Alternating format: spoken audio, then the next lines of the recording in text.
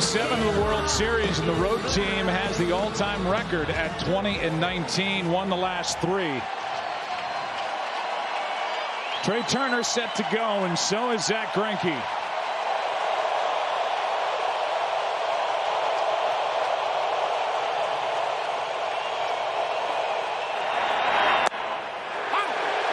Strike one. One thing about Zach Greinke, he won't have to worry about over-amping his velocity. He's not a guy that's going to throw 95, 96. It's going to be his secondary stuff to watch early on and see if his tension. That's caught by Bregman. A rocket hit to third by Turner. We talked to him before last night's game, and he said it just feels like we've been hitting a lot of balls right at Astros defenders, and that couldn't hit it any harder. No, he couldn't. And you know how important that is if you're the Astros, because keeping him off the base means the chances of runs being scored go way down. He is everything to the Washington Nationals offense at the top of the order. Here's Adam Eaton. Big night last night. He's got the best average in this Nationals lineup during the World Series at 333. Went deep. Also was hit by a pitch, dropped down a sacrifice bunt, drew a walk. He was all over the place. 0-1. Well, I'd say that's a good sign. That means your nerves are in check. That means you are well within a regular season mindset. That's not easy to do out of the gate. The first inning is so important in a postseason Game 7. You want to get in so bad with a 0 and let your offense get to bat in the first inning.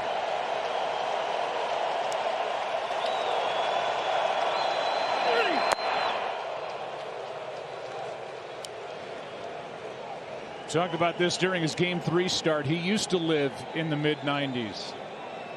No longer visits that neighborhood anymore. 90-91 is where he will top out. 1-2 pitch to Eaton. Breaking ball is outside as Chirinos tried to frame it. 2-2. Well, the one thing the Washington Nationals and Houston, for that matter, have shown in this series, they can handle the fastball. And there's already 2 really slow curveballs. The pitch of the night for Zach Greinke is going to be his changeup. He has struggled the last month or so with that pitch. Out in front of the plate, Chirinos. He got him.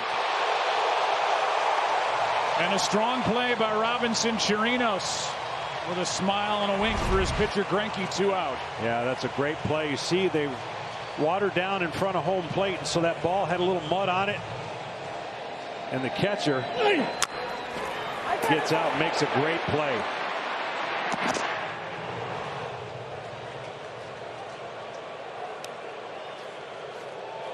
And that was the changeup for Zach Greinke. The changeup and fastball velocity isn't much difference, but it'll have a little bit more downward action. With 2 out, nobody on, here's Anthony Rendon. 5 RBI night last night in Game 6. Left side, Bregman. Down go the Nationals. 1, 2, 3. Up come the Astros in the bottom of the first in Game 7. Dale Tuve and Michael Brantley at the top. 4, 5, 6 is Alex Bregman, Yuli Gurriel, and Yordan Alvarez, the DH. The back end, it's Carlos Correa, Robinson Chirinos, and Josh Reddick in right, batting 9th. Against the right-hander, Max Scherzer, who is 3-0 this postseason, ERA of 2.16. He really gutted it out through 5 innings in Game 1 to get the win. He did. He's going to attack with his fastball, but at this first pitch, I would not throw a first pitch fastball to George Springer. Look for him to maybe throw a slider, but Max Scherzer has every weapon you need to get every hitter out. We'll see if he's comfortable in the first or a little too amped up. 97. The shot he got in his back will take care of the inflammation. If it was in his arm or shoulder or elbow, I don't believe he'd be able to pitch, but because it was in a muscle, that's how quickly you can free that up.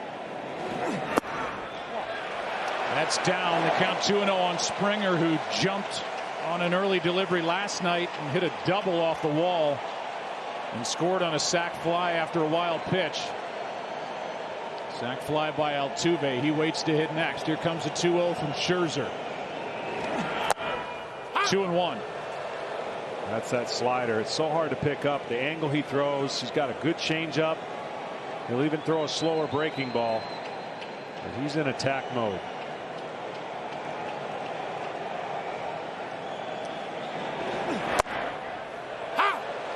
Catches the inside corner and the count 2-2.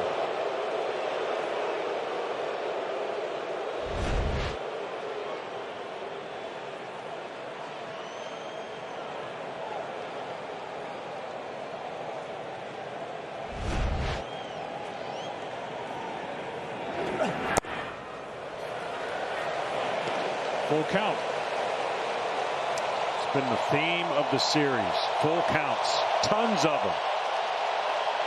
Might even be the difference maker in tonight's game. Who wins the 3-2 count battle?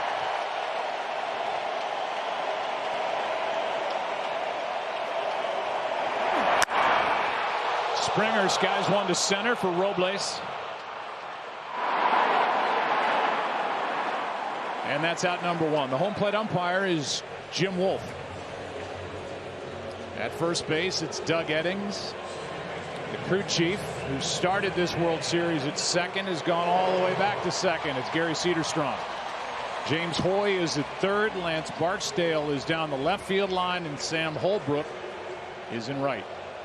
Replay official is Alan Porter back in New York as Altuve digs his way in. This is the first time the road team has won 6 games in any best-of-7 series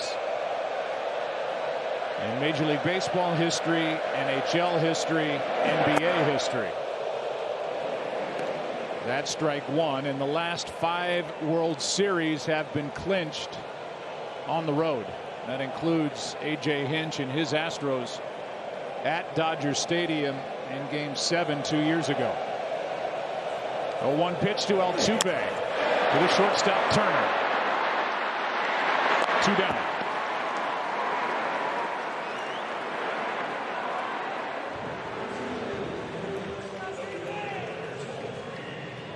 So a good start here for Scherzer in the first inning so far this postseason. He's allowed 5 runs total. Second inning, a total of 1 run, and after that, it's shut down. Yeah, he's an emotional guy. He pitches with a lot of energy. He struts around. He walks around. He gets the ball. He's creating the tempo, putting the hitter at ease or not at ease because he is on attack mode, and he is not going to take long to deliver the ball.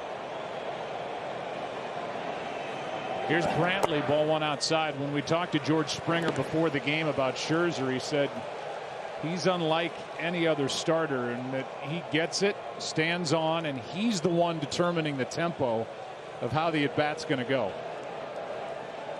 1-0 pitch. 2-0.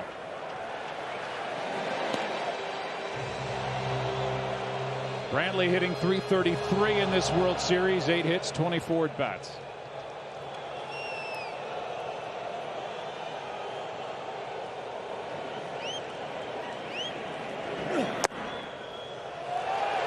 Possesses as good a batting eye as any hitter in baseball, and he's up on the count here 3-0.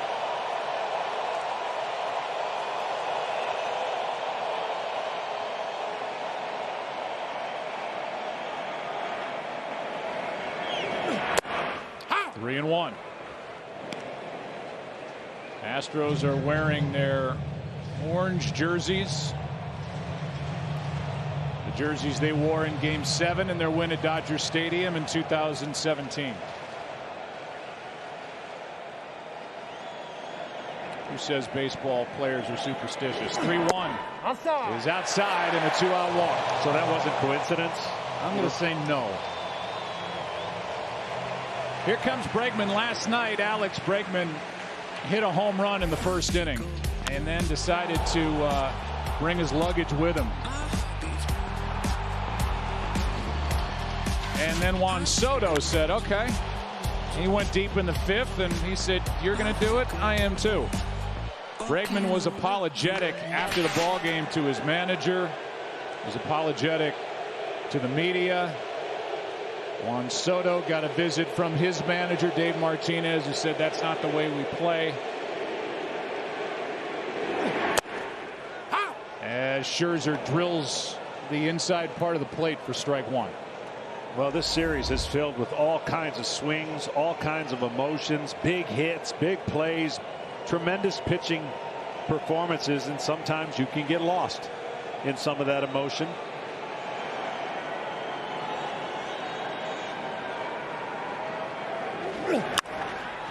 Good pitch by Scherzer as Bregman was jammed a bit. Eaton is there, and first base runner Brantley is stranded. Who's coming up?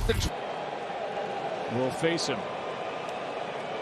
Juan Soto has popped 3 home runs, 2 in this park.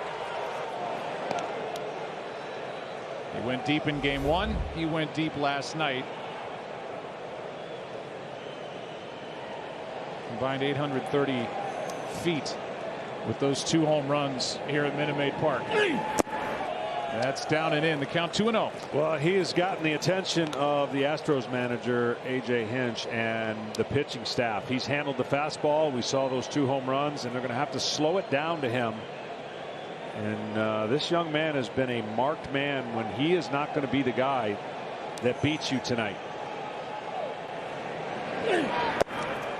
That's how you got to treat him. And at 21 years old, you would think, how could that be? Well, he's been that good and he's been that dangerous. So he's commanding that much attention.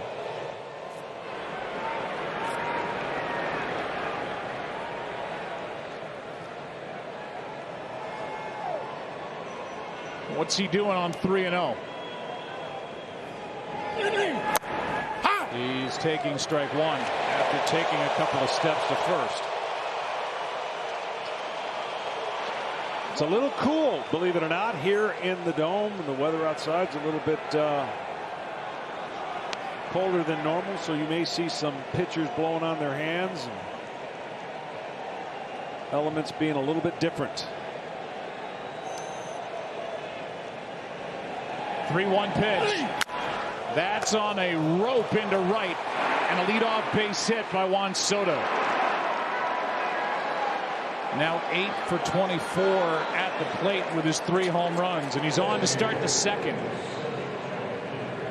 This is a graphic that you and our producer Pete Macheska put together about how even this series has been. I love it. Every category right there. These 2 guys and these 2 teams have absolutely had their moments where contact has been crucial, home runs have been huge, and the starters have all had individual moments.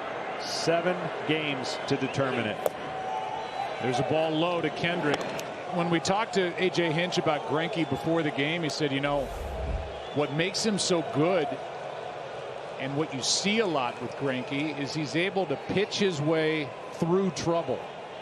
Guys will get on, he'll fall behind hitters, he'll come back and typically puts up a 0.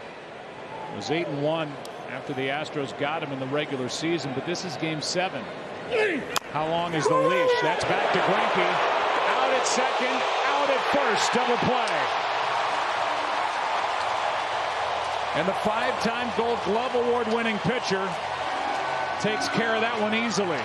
Well, he's known for getting a lot of ground ball double plays, but he's also known for that athleticism. There is nothing about him right now that looks like this moment has got him a little bit off his game. They may get hits, he may not execute, but it doesn't look like the little things that typically this game can do to people is bothering him at this point, and that's a good sign for the Astros and especially for A.J. Hinch. Home plate umpire just went out to check the ball. It checked out, so Greinke gets it back, and as Dribble Cabrera steps in, 5 for 18 in this World Series.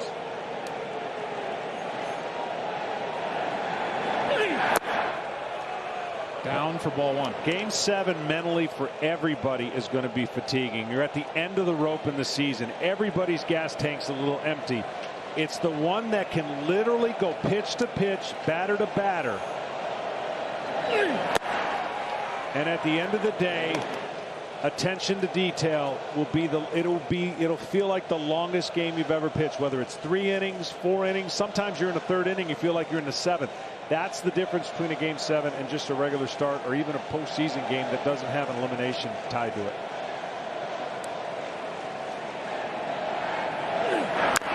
Breaking ball on 2-0. This is the 5th elimination game for this Nationals team. They trailed in each one of the previous 4 and came back to win. In those games, they've averaged 6 runs per game. They've hit 8 home runs, and their pitchers have pitched to a 2.19 ERA. Here's a 2-1 pitch. 2-2.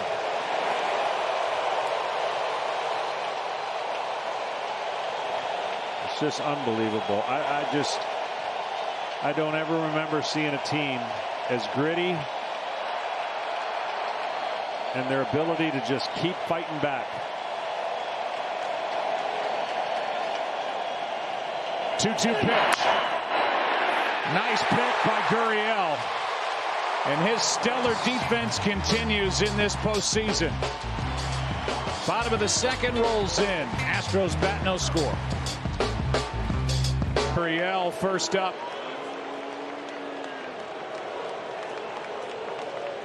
Had a 2-out, 2-run double against Scherzer in the 1st inning of game 1. Inside. Takes it inside for ball 1. Well, when you're pitching on the road in these kind of games, you can see the crowd's into everything. They're standing, they're hoping that a rally happens. You want to keep the crowd to a dull roar because it's going to be loud. With every pitch, with every moment that goes the home team, you have to make sure you do your job to make it a dull roar. And if you're Zach Greinke, you want the roar of your crowd to not take you off your game. Just poured in there at 96 from Scherzer, former 11th overall pick by Arizona out of Mizzou in 2006.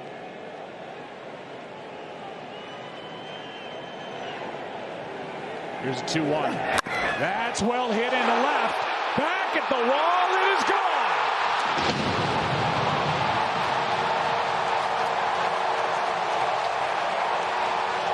Gurriel and the Astros strike first in game 7.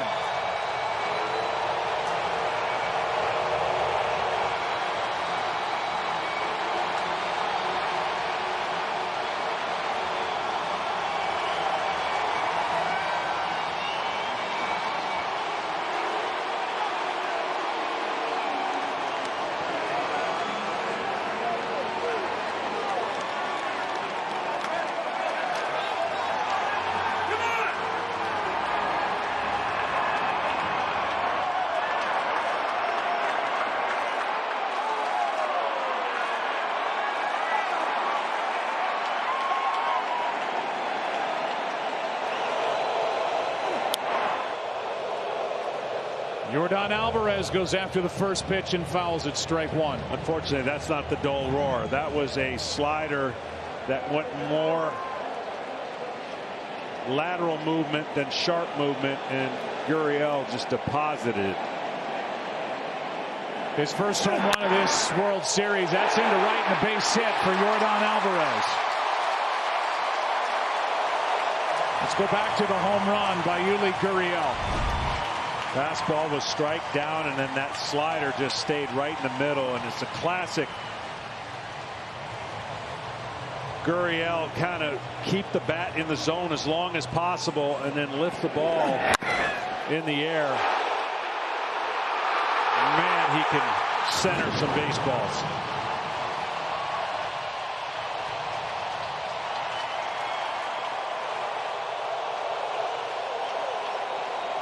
Well, he's had a good postseason with the bat, with the glove. 1 on, nobody out. Strike 1 on Correa. Before the game, Kurt Suzuki was in the lineup, the catcher for the Nationals. He caught the majority of Max Scherzer's innings this year, but he suffered a strained hip flexor earlier in this World Series. He's available, but they took him out of the lineup, so Yan Gomes is back behind the plate again tonight. Inside. That's inside. 1 ball, 1 strike. The numbers with Suzuki: 2.09 ERA when he does the catching. With Gomes, 4.09. Regular season, postseason included.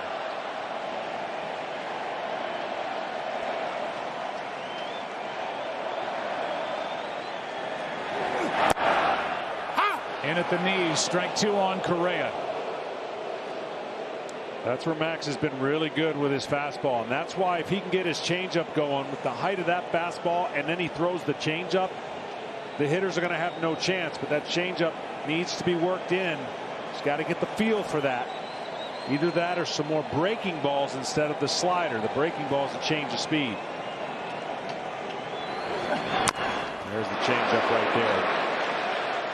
Typically, if you're a high fastball pitcher, let's say like Cole and Verlander, you're going to bring in more curveballs because that works with the height of that pitch. If you're getting low 4-seam fastballs at the bottom of the zone, then you want to be able to break the ball at that height or throw your changeup off that height.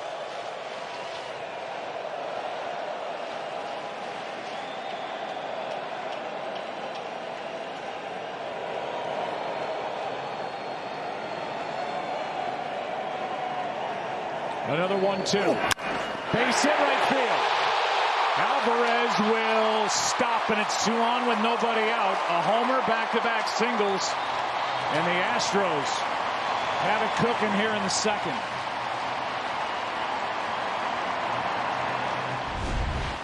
Well, this is just good hitting. The fastball gets on the outer part of the plate, and it looks like the Astros have committed to hitting the fastball off of Max Scherzer and doing the little things. We've seen the little things creep back into this series from both sides. Last night, the base hit the other way by Rendon after an infield hit by Turner and the sacrifice bunt. There, Correa not trying to hit the ball off the train. He just shot it through the wide open right side and hands it to Robinson Chirinos, who shows bunt and bunts it in the air for out number 1. And a big out for the Nationals as Chirinos can't get the ball down.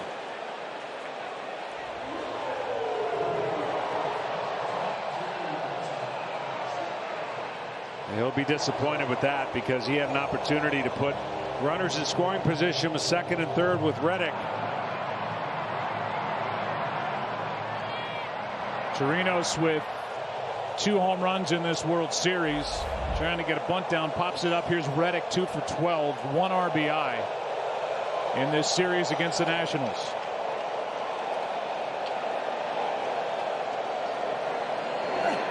Has not done much hitting this postseason, just 5 for 34, 147 average. And this is where you can make that all disappear if you're Josh Reddick. A hit or 2 in the right spot, no one's going to worry about what you weren't able to do. It's what you did in a Game 7 scenario. That ball stays fair, hit the bag, and the runners advance to second and third, but 2 out. You can see Zimmerman giving the whoo sign when that ball could have gone in any direction off that bag. But it hit the top of the bag and stayed straight. He got jammed and he hits the ball down the line. Watch it hit the bag right there. And relief from Zimmerman. And now Springer. Fly to center his first time, 8 for 24 in this World Series. He was the MVP of this round 2 years ago.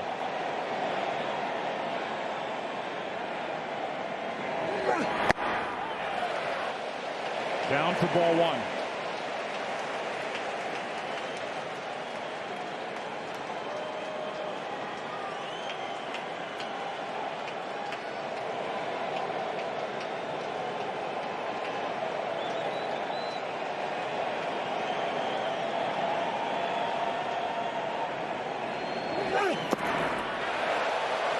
Ball 2.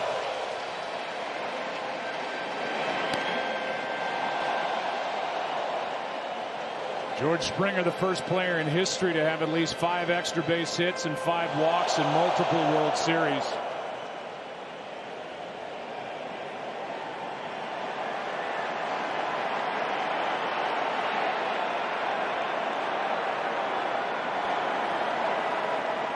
Looking for RBIs here and a base hit. Here comes a 2-0 pitch. Inside with Altuve on deck. It's 3-0. The Astros had an unbelievable record in the regular season when they scored first, 71 wins, and in the postseason they've had 9-3 when they were able to get on the board.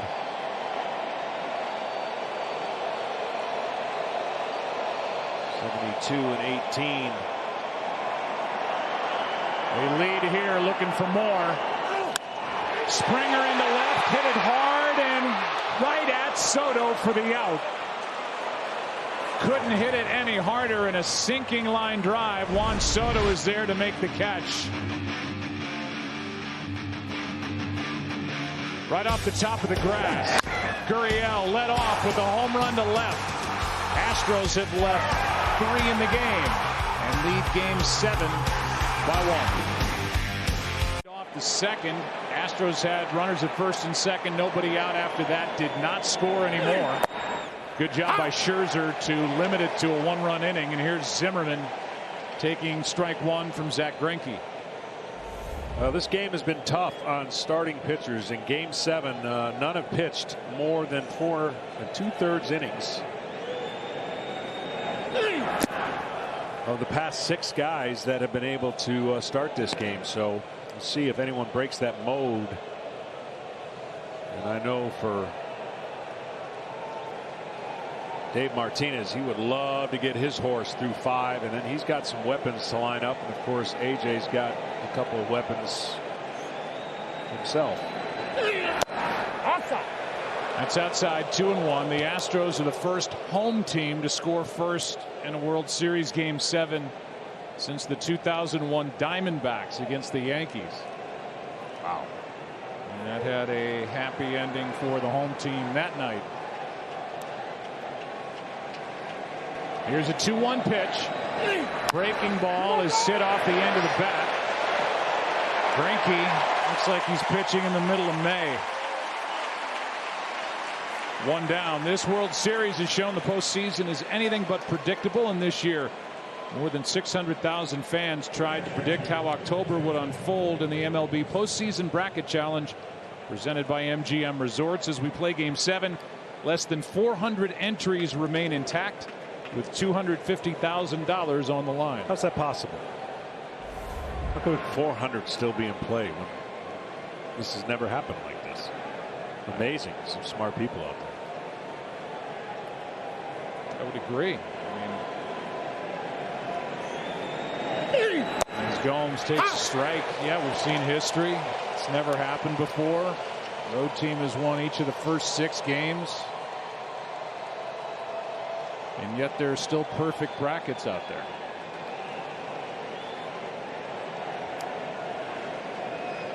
With 1 out, Gomes is in the hole, 0-2.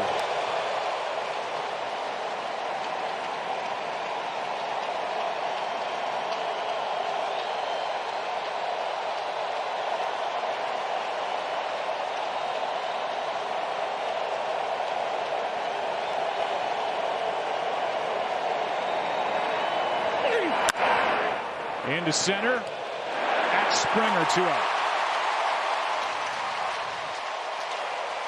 And with the bases empty, up comes Victor Robles. Now a quick word from MasterCard. Breaking the action? Yep. It's fast when I tap and go with my MasterCard. Priceless. Now back to the game. Robles 3 for 21 in this World Series, 1 RBI. Last night struck out 3 times, was 0 for 4, hitting in the number 9 spot. Flies one into center for Springer. Back on the move. That ball carried, but Springer was there. And another 8-pitch inning for Greinke, who so far is turning in a gem. Heart of the order coming up for the Astros, up by 1. Be or text CA Wildfires to 90999 to make a donation today. Glad you're with us. Game 7, bottom of the 3rd, and Scherzer hits the inside corner with strike 1 to Jose Altuve. Michael Brantley and Alex Bregman will follow. Zach Greinke surfed right through the first 9 hitters with very little difficulty. Gave up a leadoff hit in the second to Soto. Got a double play ball off the bat of Kendrick.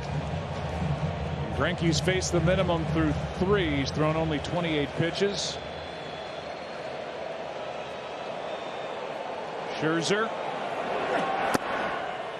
hits the inside corner again, and the count 1-2. Yeah, the amount of pitches that Greinke throws not going to be the gauge for AJ. It's going to be the traffic on the bases, and so he's been pretty stress-free through 3 innings, which is incredible.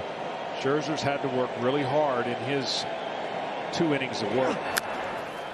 Altuve just spoiled that pitch.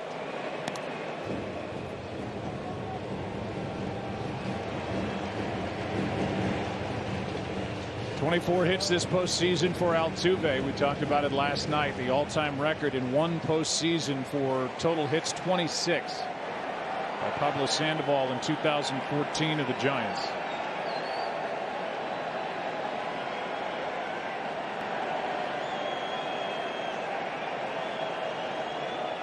"5'6", 168, well off the plate, and he's on to start the inning with hit number 25 this postseason. This is what I was talking about yesterday. He expands the zone, and you can get some strikeouts against this guy with runners on, but then he'll do stuff like this. Reach a ball that the pitcher goes, there's no way he should be able to reach, but he has the ability to find the baseball and do stuff like that. It's an amazing gift, and there are times he'll have some weak ground outs on first pitches, but he can make so many things happen.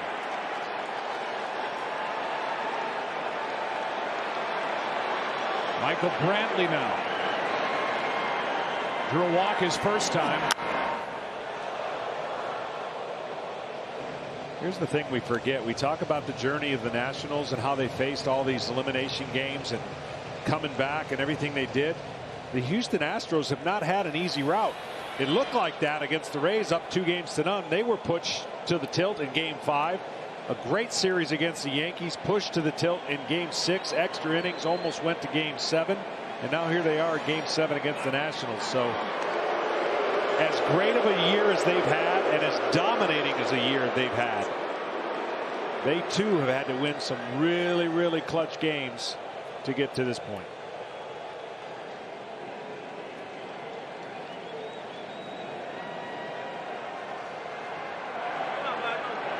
Different sort of rally cap look for Josh Reddick. Whatever works in a Game 7. That's into left field, and Soto is there for out number 1.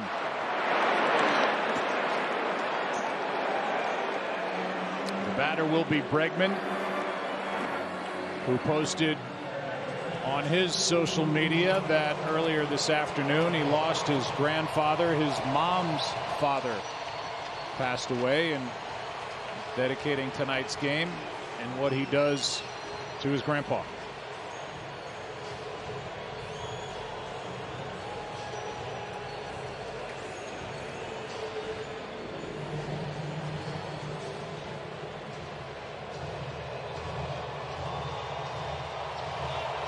One on, one out.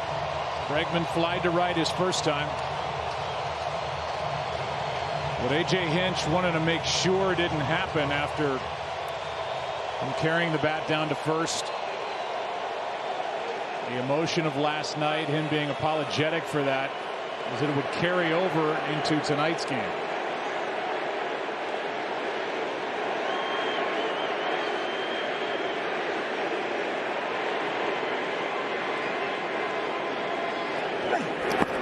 Good stop by Gomes. Well, what Bregman has been doing is owning the middle third of the plate, so the part closest to him.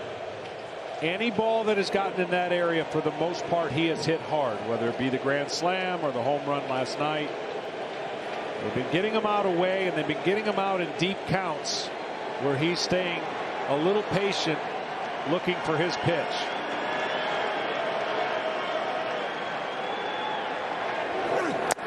Outside. Just missed outside, 2-0. Maybe you're checking out the World Series for the first time in this Game 7. Bregman, as we've talked about this postseason, was the best hitter in the league from the 1st of August on. Led all of baseball in average on base percentage, slugging percentage, OPS, extra base hits, RBIs at 52. Count here's 3-0. But he's been critical of his hitting and play in this postseason. 15 of 62. But 4 homers, 12 RBIs in October. He's been much better here in the World Series. Springer was swinging on 3-0. He lined out. Here's Bregman. Takes a strike.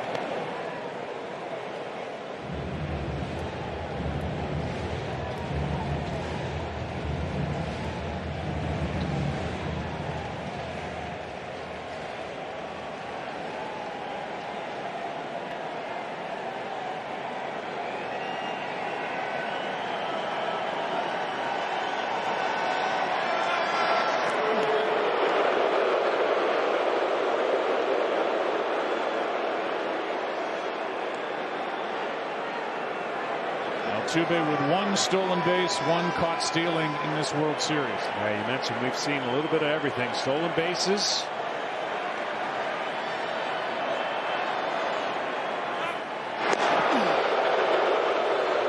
A little better move, stronger throw from Scherzer, but Altuve back easily.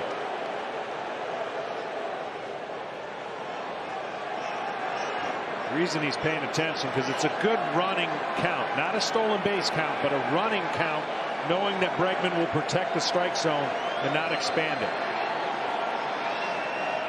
Not going. Strike 2 at 96. I mean, Scherzer got that injection on Sunday when he couldn't answer the bell, couldn't get himself dressed before Game 5. Tested his arm here yesterday before the game, and then last night was getting ready to come into the ball game, working hard in the bullpen. Runner goes on ball 4 low. 2 on, 1 out.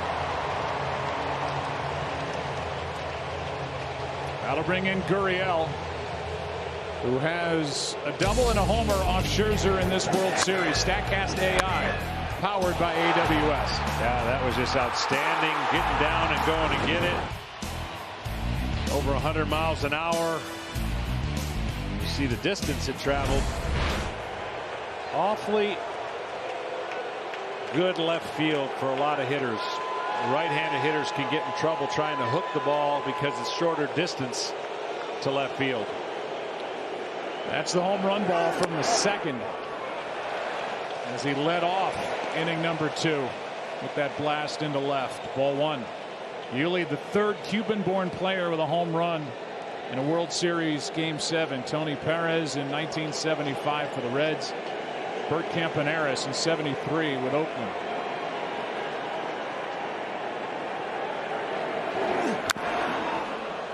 Backing out of play, a ball and a strike. Well, he has a unique skill set, does Yuri. In fact, that he had about 60 at-bats here at one point in the postseason where he didn't strike out.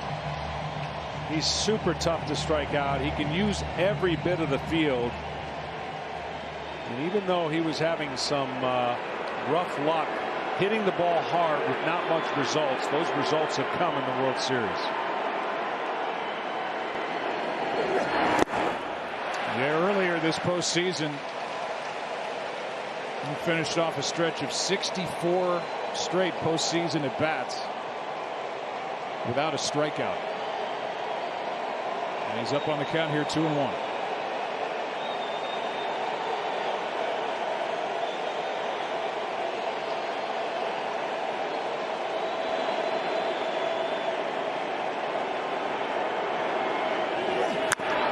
Popped up, shallow right. Eaton coming to get it. The runners will hold. 2 down. And And now another Cuban-born player in this Astro lineup, the rookie and 22-year-old Yordan Alvarez, who hit 27 home runs during the regular season and will likely be the American League Rookie of the Year.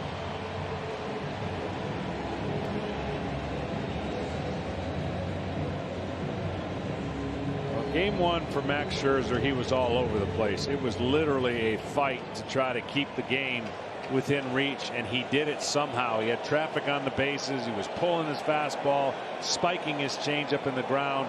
He's had much better stuff here. Second time around, still the Astros have made him work really hard. 50 pitches.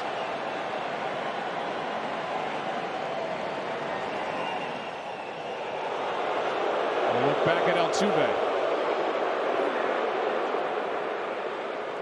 Max is at his best. He can throw that fastball anywhere in the strike zone, have late life, and beat the hitter. And then, of course, spin the ball and change speeds.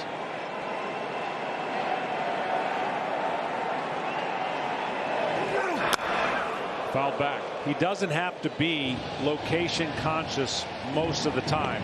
That fastball he threw cut. And a lot of hitters will tell you that. They get ready to hit a fastball and it has cutting action.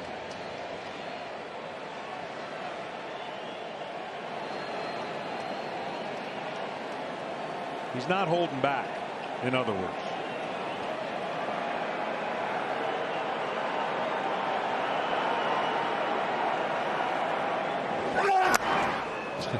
Wow. Came right after Alvarez, and Yordan fouled it straight back. 0-2. So in the first time of the history of Game 7s, we have two Cy Young pitchers going at it.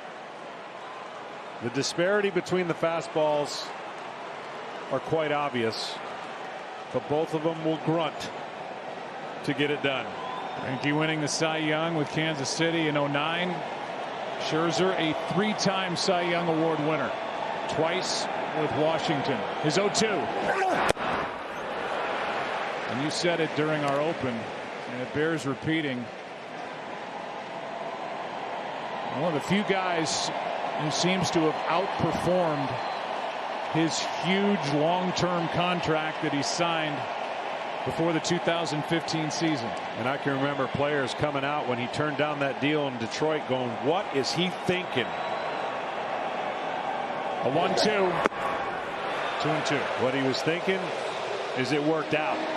And for a guy that couldn't pitch or finish games and pitch enough innings, when he went to the National League in that 7-year deal, he's won Cy Youngs, he's pitched innings, he's finished games, and he has been the face of the Washington Nationals and really kind of their heartbeat.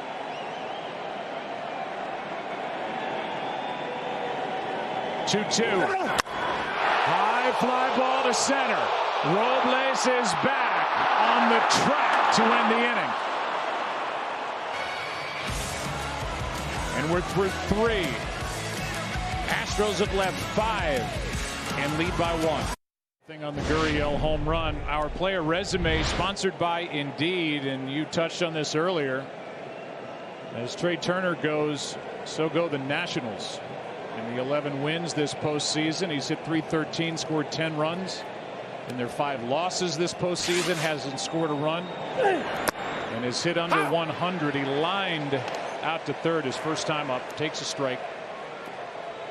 Well, I wouldn't normally say this in any other game, but this will be the most important inning that Greinke pitches, because chances are he's not going to face Turner again. So he's already gone through the lineup once. He's had 3 clean innings. He gets Turner out. He feels better about what we just talked about.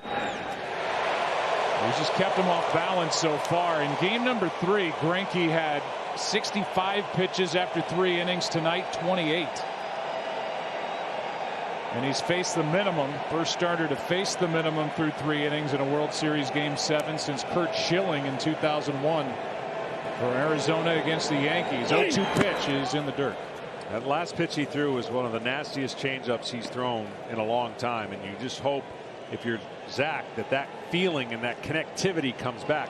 He's such a good athlete. He has that little pause in his delivery, and being able to repeat that over and over again, not a lot of people can do that unless you truly are a pretty good athlete.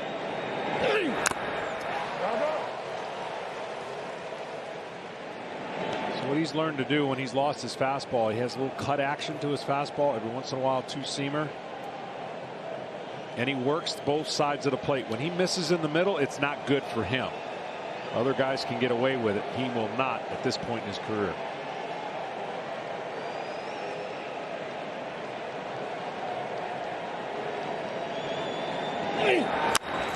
Back to Greinke. He's been a vacuum out there. 1 out. See, you don't have to play a lot of shifts when you've got a guy that can take care of the middle of the field. This one, he could have made the play, but catcher gets it. This is the easy one, but the easy part was fielding it. The hard part was throwing to Altuve to get the double play. And then this one, a nice little make sure you knock it down, throw it out. But watch how this ball and how quickly he's able to get to it, because he finishes in such great position. He really truly is an added infielder after he lets go of the ball. Breaking ball misses to Eaton. Mentioned it earlier. 5-time Gold Glove Award winner. And a guy who's creative, clearly on the mound. He's got great touch and feel with his pitches. They usually reserve the word crafty for left-handers. He's turned into a crafty right-hander. Wow. Give him another Gold Glove.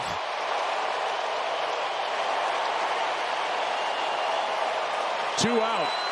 So if this was a regular season game, somebody in the dugout in Washington would go, hey guys, we need to pick on somebody else. Quit hitting it back to Greinke.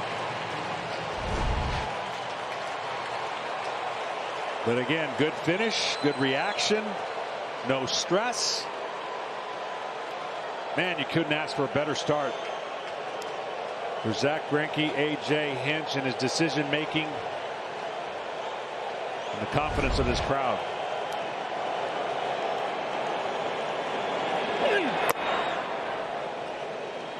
Misses at 91 to Rendon, who grounded out to third his first time up. Because he thinks differently, he'll hyper focus on things that go awry or that things he thinks should be different. He does think a lot differently than most people. It makes him truly unique. And we were talking about why that might actually, this game might work in his advantage, because he won't put any extra. Just the way he answers questions in the post, pre and post. You know, you don't do that in the regular season. They don't interview you before the game. He's not into talking much. And that man right there has done a nice job in this organization. Yeah, they kind of drag him into those press conferences. That's part of the duty during the postseason. That's low. The count's 3-0 here. And some of his answers to questions. Let me give you a little look into what he's all about. I'll give you one after this 3-0 pitch to Rendon. You know what he's thinking. Thinking about going deep with a count in his favor. The question, any nerves or kind of emotions right now starting a big game tomorrow? Zack Greinke a little excited about it, but we'll see. Wish it was in the National League Park. Which means, translation, I want to hit.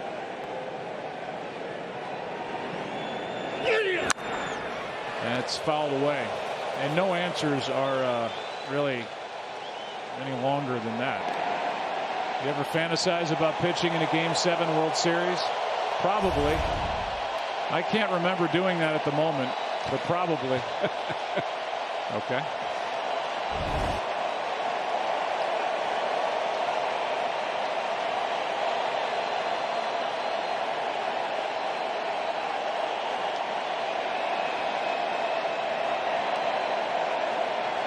Three-two pitch.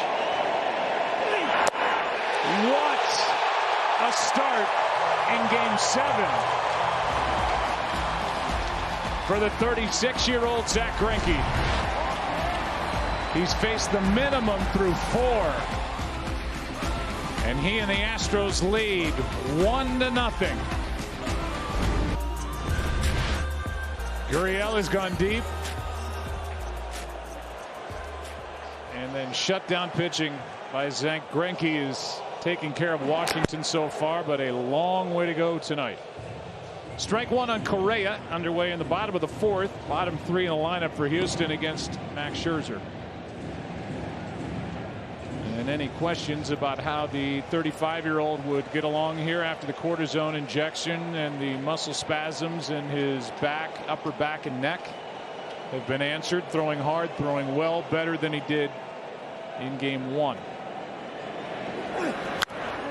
Strike 2.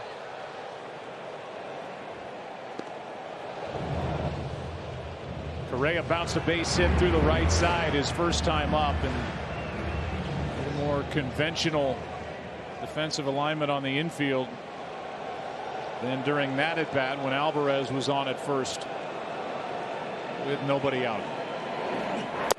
Inside. 1-2.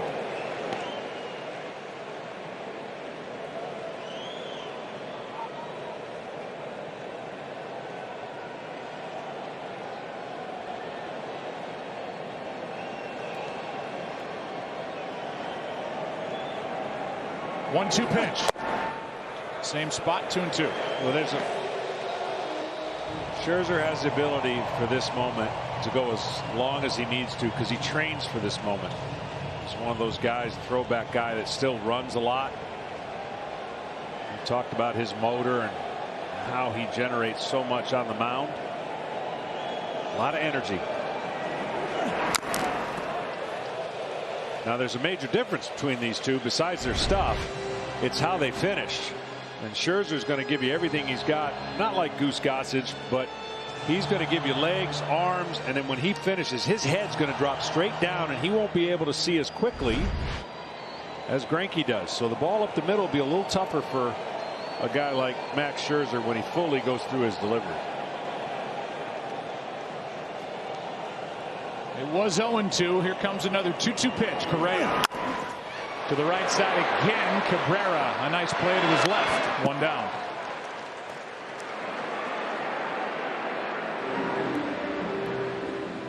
Tomorrow night, Thursday Night Football, and a matchup of the 49ers undefeated against the Arizona Cardinals with the #1 overall pick, Kyler Murray, as they just had a 3-game win streak snapped. All starts at 7:30 Eastern, 4:30 Pacific on Fox, NFL Network, and streaming on Prime Video. Wish I knew somebody that was going to that game. Yeah. Wait, you do? You know Aikman. Oh, that's right. Troy would be there, right? He's watching tonight. Troy will be there. Christina Pink, Aaron Andrews, and our whole crew for Thursday Night Football. Should be a good one. Come on, Troy. Pick up golf again. I know you want to. Come on. You could text him that.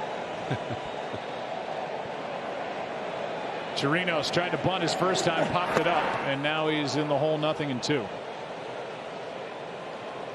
There's a home run by Gurriel in the second, then hits by Alvarez and Correa. Chirinos came up and tried to move him to second and third with a bunt, popped it up, and caught by Yan Gomes for out #1, and Scherzer avoided any more scoring.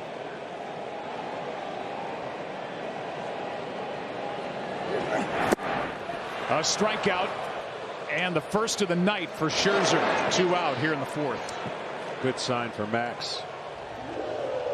You see what he already has done compared to game 1. He had to work so hard. He did have the 7 strikeouts.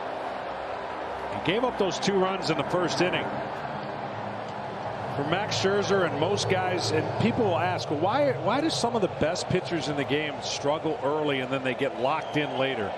Well, most of those are going to be hard throwers and guys who are trying to establish their fastball, and they have a lot of energy, and they usually hone in on that energy and that fastball, particularly after the first or second inning. But for Max Scherzer, and the reason why he strikes out so many guys, it's that pitch right there and his slider, and when the two are working together, they have a hard time. His manager Dave Martinez saying before the game, it's when guys get on base, that's when he really bears down, concentrates, as he did back in the second.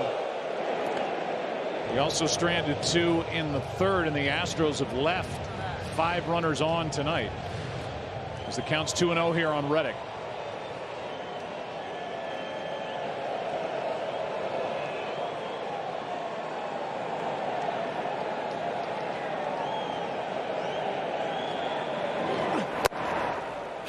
Strike 1. Dave Martinez has been under instructions to stay calm in the dugout after he underwent a cardiac catheterization in the middle of September. He was hot last night, got ejected, got checked out after the game as Reddick is on with 2 out. And Scherzer has yet to go through an inning. 1, 2, 3. And that's big, because the more they can make Max go to the well, dig deep, make pressure pitches, the better chance they're going to have to knock him out of the game earlier. Of course, he's had that extended rest, but for 2 days you couldn't know what he was feeling like because he couldn't feel and move very well. In steps Springer, 0 for 2. He lined out to left on a 3-0 pitch with runners at second and third to end the second.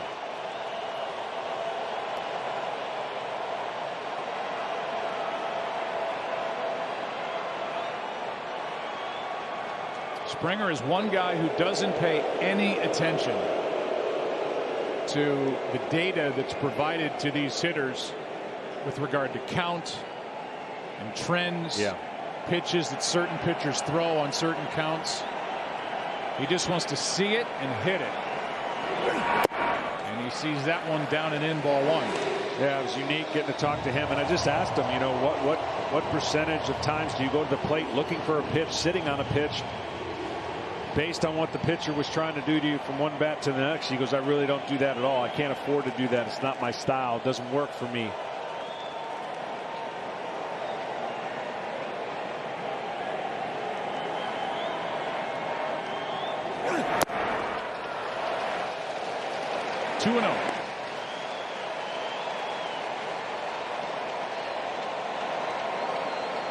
Play with guys who were real good guess hitters, and then there were certain guys when they were looking for a pitch, no matter where that pitch was, when they saw it, they swung, which is not necessarily a good thing. If you're looking for a slider, you need to look for the slider over the plate, not down and away. Inside. 3-0.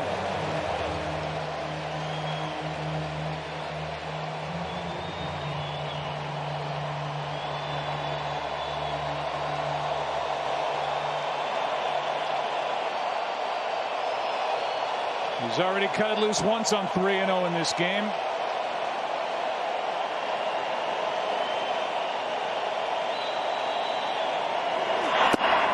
And he draws a walk here. Third walk issued by Scherzer. He thought he had thrown strike 1. Instead, it was ball 4. 2 on, 2 out. And here comes Jose Altuve. Pretty good pitch, 3-0. Just a little bit low.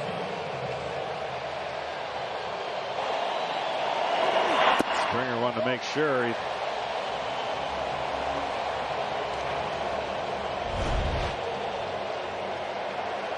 Astros are 0 for 5 in this game with runners in scoring position. They've got one at second. That's Reddick. A runner at first. That's Springer, and Jose Altuve at the plate. Again, aggressive on the first pitch. Max knows it. Everyone knows it.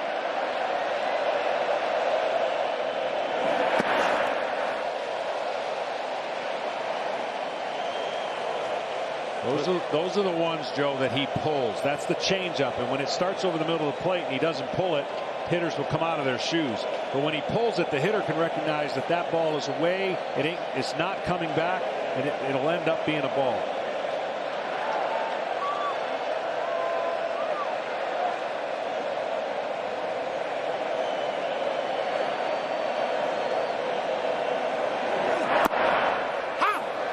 In at the knees at 96 and a 1-1 count.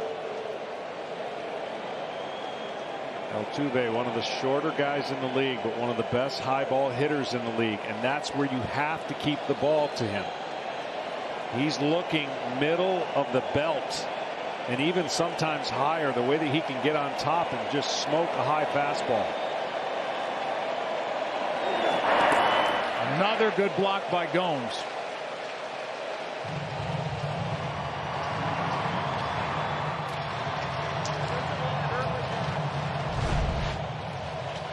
Yan Gomes was part of the Cleveland Indians roster when they went to 7 games and came up just short against the Cubs 3 years ago.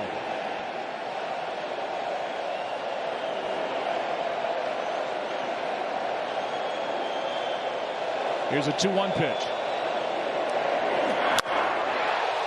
Into center. Robles is there. And the Astros now 0 for 6 with runners in scoring position, have left 7 through 4 innings in Game 7. Still a 1-0 game. And back after this from play opportunities available and fun for everyone. To find a youth organization near you, go to playball.org and follow @playball on Twitter, Facebook, and Instagram. Juan Soto at the plate has the only hit tonight for Washington, and he takes a strike from Zach Greinke.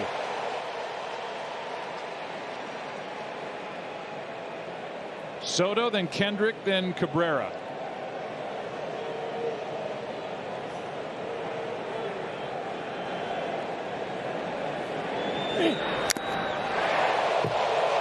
That came in at 66 miles per hour, strike 2. And that's something Soto hasn't seen much of. Now he'll get spread out. He's checking his own computer, trying to figure out what Zach's going to do to him with 2 strikes.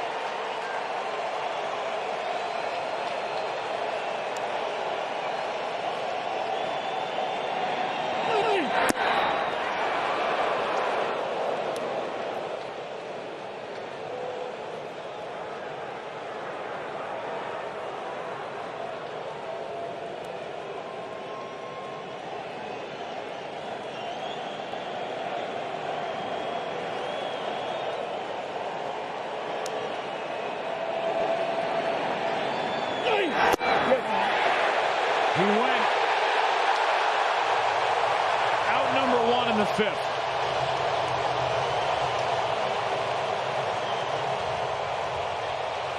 Another great changeup. Awfully close.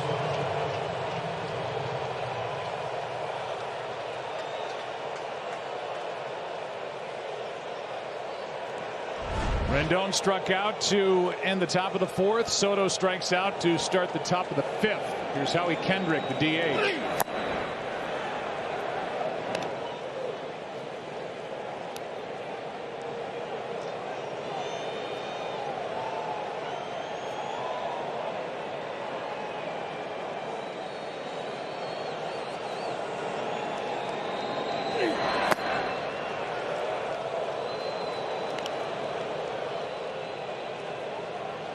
Two 2-0 the count.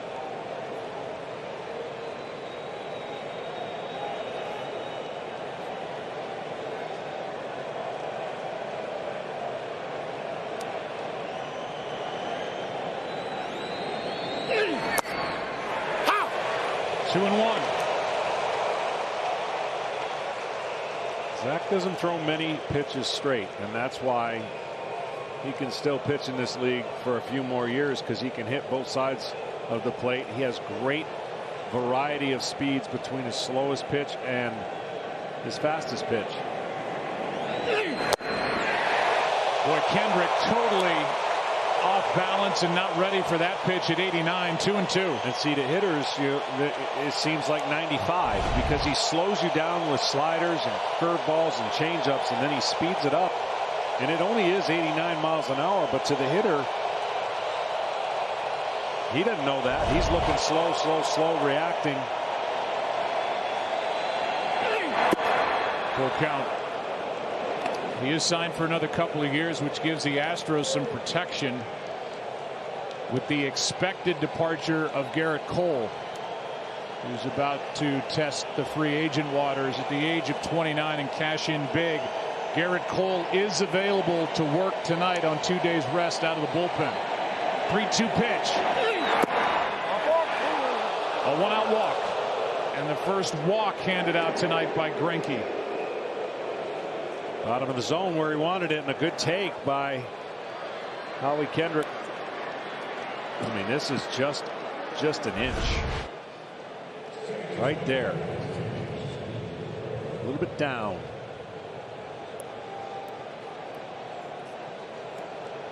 So 1 on 1 out for Asdrubal Cabrera, who grounded out his first time on a nice play by Gurriel. And we've said that plenty this postseason. They've been throwing Cabrera a ton of off-speed pitches. A lot of curveballs.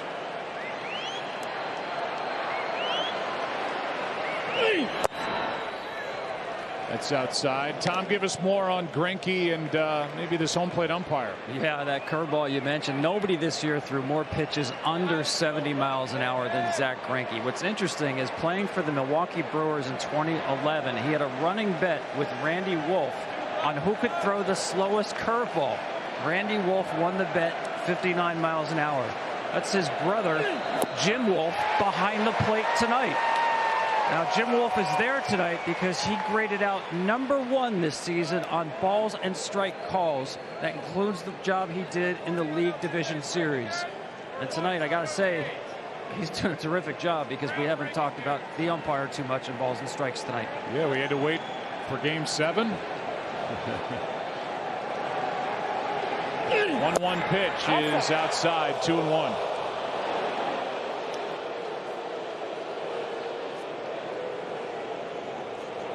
It was worth the wait. As this postseason, this entire season rolls forward to one game to decide who wins it all. The Astros playing in their 180th game. The Nationals playing in their 179th game. 2-1 pitch, a bunt. Greinke hops off the mound, gets the out. 2 down. I mean, he was going after that bunt before Cabrera squared around, it looked like. I wonder if Chirinos was yelling 2-2-2. He gets to it. And I think he was, but Greinke was just going to make sure he gets the out. He knows what he's got to protect when the shift is on. Well, now Zimmerman can tie it with a hit. He bounced back to Greinke his first time up. That goes down as a sacrifice. Whereas Drupal Cabrera. And if Greinke gets this out, it'll be the first time he completes 5 in a while. He's made 4 starts this postseason. That's a strike. And in his 4 starts this postseason, Greinke has averaged 4 2/3 innings with an ERA of 5.30. How about that note? 5 assists tonight, most by a pitcher in a World Series since your buddy Greg Maddux in Game 2 of '96. He's questioning the call because of the way the ball was caught. He just saw the last end of the ball, of the glove, just slide by his back hip. Strike 2.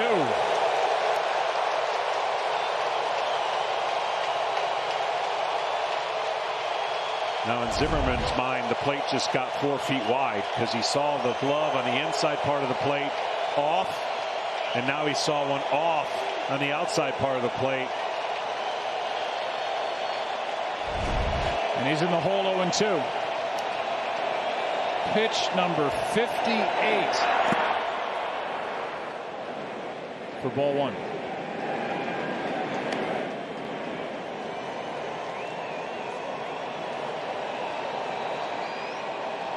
The Astros made a deal on the 31st of July, gave 4 players to Arizona, and it took the owner, Jim Crane, saying, we'll make the money work.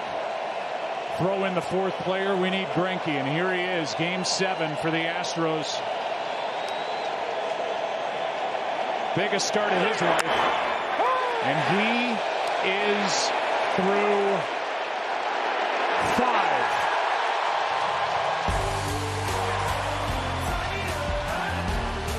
Up by 1. Otherwise, and we welcome you back to the World Series presented by YouTube TV on Fox as Max Scherzer rolls into inning number 5 down by 1 on a Yuli Gurriel home run in the 2nd. Michael Brantley takes a ball outside. Brantley has walked and flied to left.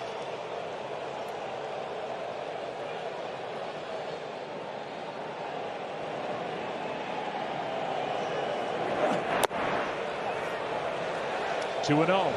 Really hasn't gotten that changeup going. And you see Cole just getting loose. That one was that was his first throw at about 87.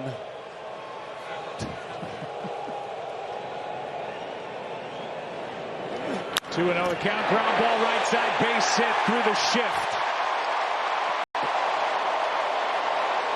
Talking to A.J. Hinch before the game, he kind of sees big picture, and he said the dramatic move is when I send Garrett Cole out to the bullpen. And during that last break, with Max Scherzer warming up, Garrett Cole made that long, slow walk out to the pen, and now he's getting loose. He's never appeared out of the bullpen in the big leagues, in the minors. He did it once at UCLA, and the Astros would like an encore of sorts of what he did with his 7 innings back in Game 5 in D.C., allowing 1 run on 3 hits in that victory. Here's Bregman, and there's strike 1. Game 1 of this World Series, Garrett Cole suffered the loss. But that win 2 games ago put Houston up 3-2 coming home.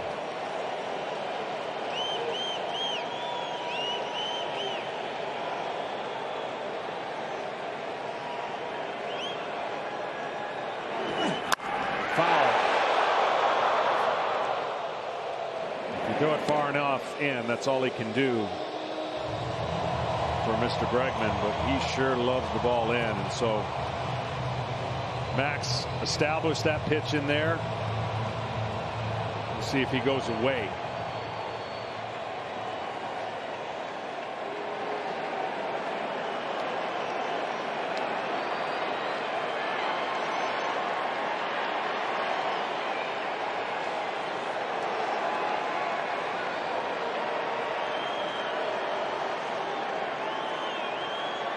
Oh-2 pitch. Foul. Talked about having that 3-2 series lead coming home for the Astros. 6 teams in World Series history have won Game 7 after a Game 6 loss at home. Last time it was done by the '97 Marlins over Cleveland, that 3-2 11-inning win. Brantley at first, nobody out in the 0-2. Good take by Bregman. I just think of these 2 fan bases. Can you imagine Houston leaving here down 0-2 and the fan base going, oh my gosh. And then they go home and the fan base there leaving down 3-2, thinking their chances had just been lost. And here we are, Game 7 in a neutral situation. Somebody is going to be thrilled in about 2 hours. That's strike 3 as Scherzer blows it by him. And strikeout number 2 for the veteran right-hander here in Game 7. Max Scherzer, if you're going to try and hit him, here's the angle you're going to see it. The fastball is going to be a lower 3/4. He's going to have his hands on top, fingers on top of the ball with the fastball, slider, and the curveball. And when these 3 pitches come in, you're going to see them all do a little bit different. And the speed variation is going to be what makes him so tough. Fastball 96 miles an hour sometimes and beyond. And then you see the slider at 87 and the curveball at 80. Outside. Gurriel takes a ball.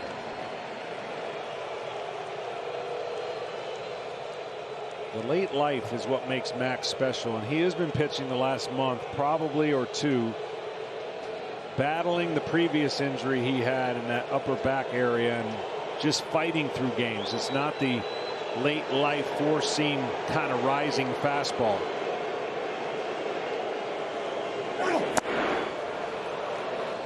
One ball, 1 strike. Ken Rosenthal, I know you talked to Max and people with the Nationals about what he's been through rehab-wise over the last 3 days. Right, Joe. It wasn't just the cortisone shot that got him back on the mound. Last night, talking to reporters, Scherzer mentioned Keith Pine, who is part of the Nationals medical team. He's a chiropractor, an expert on biomechanics, osteopathic techniques. They basically did 2 treatments a day starting Monday, 45 minutes each. Worked on soft tissue, core stabilization, strengthening the neck, opening joint space, freeing the muscles. And these sessions, which continued today, they helped Scherzer get to this point.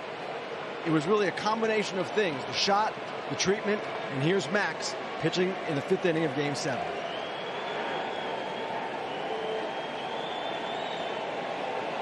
And thanks, 1 ball, 2 strikes on Gurriel.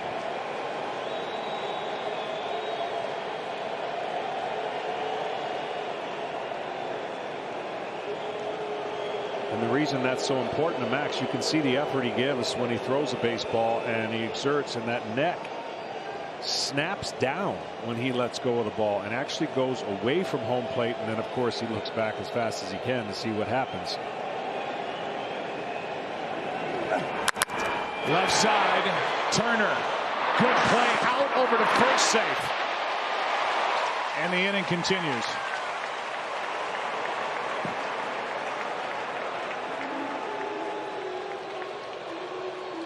The only run of the game so far is the home run by the man at first now, Yuli Gurriel. Back in the second, 4D replay sponsored by T-Mobile.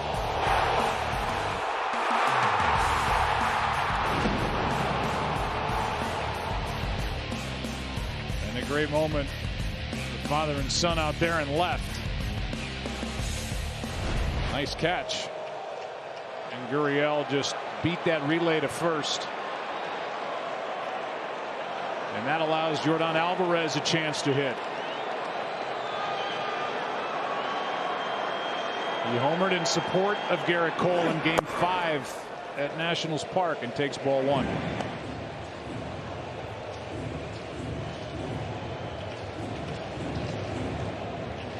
It'll be interesting to see what Mr. Alvarez does with a whole season next year. Of course, getting called up late, dominating. Second half of baseball, has struggled up until the World Series a little bit, especially in the ALCS, but man, has he gotten it going here.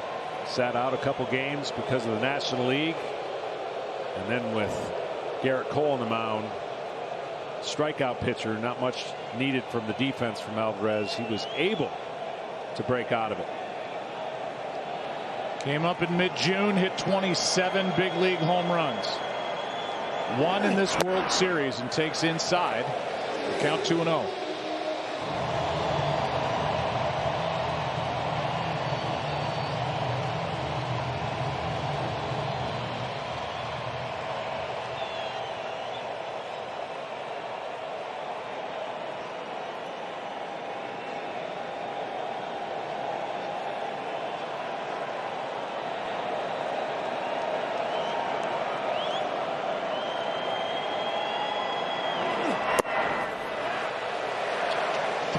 With Carlos Correa waiting on deck.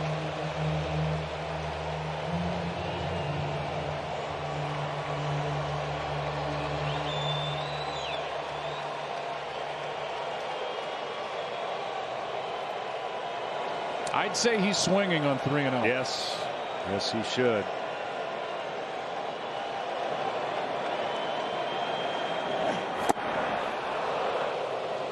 And he did not get the fastball. 3-1.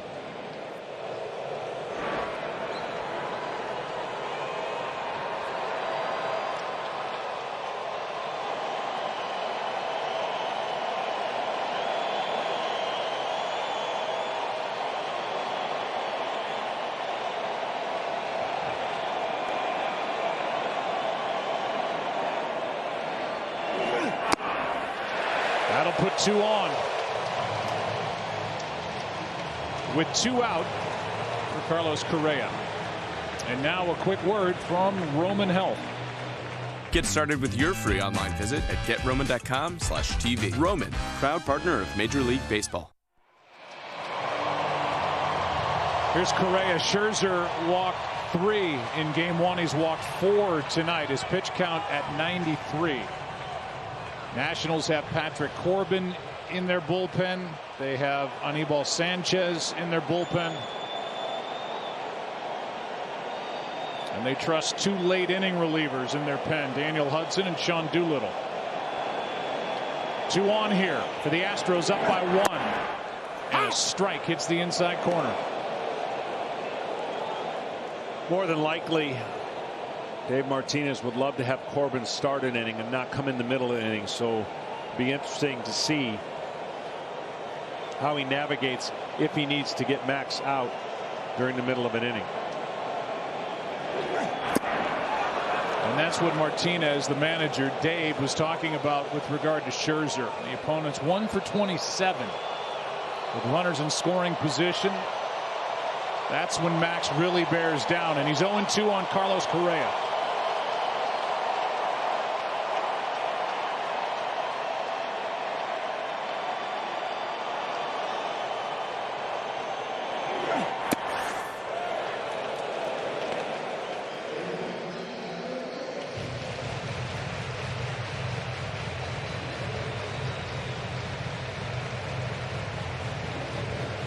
Seen many of the slower breaking balls out of Max.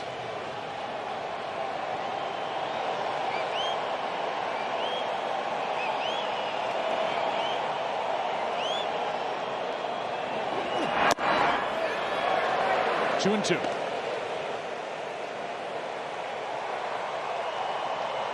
Ideally, you want this to be your decision pitch. You really don't want to go to 3-2, send the runners with 2 outs. So Max is thinking what pitch he can get right here to get action. A swing and a miss, a ground out.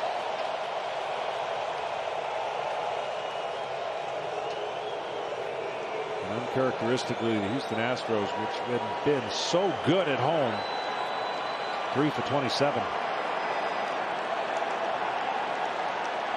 With runners in scoring position in this World Series, Correa, it was 0-2, now the 2-2. That is fair. 1 run will score. Over to third is Alvarez, safe. And it's 2-0 Houston.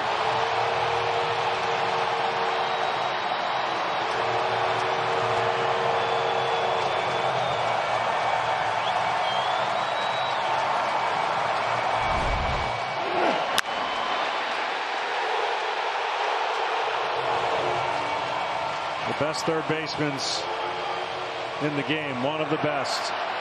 Made so many great plays. This one just off the end of the glove.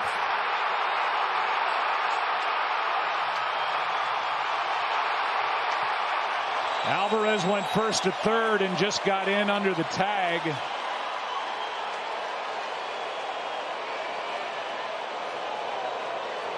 And we're going to get a review. They want to see if he popped off the base at any point. I just don't think Rendon kept the tag on long enough, but it's worth a challenge anytime in Game 7. You can't go home with him. This replay review is powered by Mitel. The ball's clearly fair. That's not what they're looking at. They're looking at this part of it. Well, she pops up right there, and that might be the difference between the first leg and the second leg. Can't really tell. But see, he pops up. Now that slip, that section of his foot coming up off the bag, the timing of his knee getting back will be the question if they can get something. I'll tell you what, it's awfully close. Well, you can't see, at least with that replay, where the top of the right foot is, which is under his body. Is it up against the bag by that point? See, now he's off. You can, yep, you can piece it together there. And if they want to go that route and say that he came off, it'll be 2-0, but the inning will be over. Yeah, that is a great look. If they can get that one look, and they get a lot of angles to be able to look at, they'll slow it down. You know, this is something that's a byproduct of replay. It's an unintended consequence, right? And now you've had to change the way you view slides, tags, and the ability to play it through and hold the tag. They teach now with the infielders, don't swipe tag, hold it, because TV can see everything. And they're going to stick with the call, not having enough evidence to rule Alvarez out. But definitely worth a look. And the inning continues for Robinson Chirinos.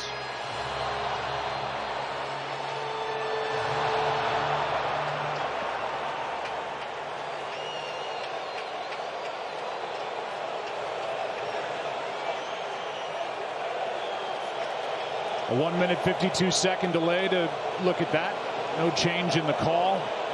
First and third, 2 out. Chirinos takes a ball, and the argument's probably for another time or place, but I still contend they're going to have to do something where they tell the fans that are in attendance at a ball game what they're looking at. Yeah, we've got fans in front of us turning around asking us, what are they reviewing?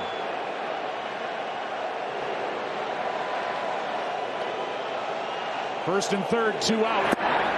1 ball, 1 strike as Scherzer now tries to keep it a 2-run game.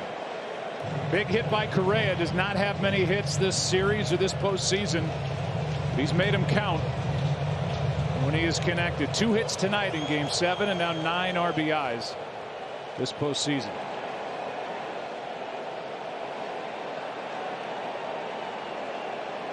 On deck is the lefty Reddick. Out in the bullpen, the lefty Corbin.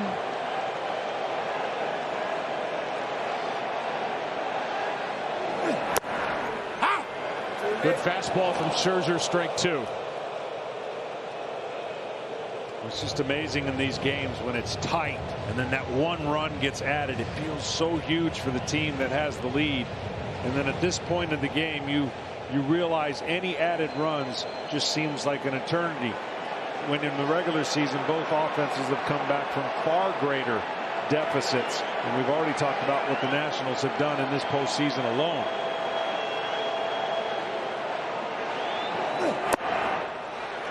Just outside, 2-2.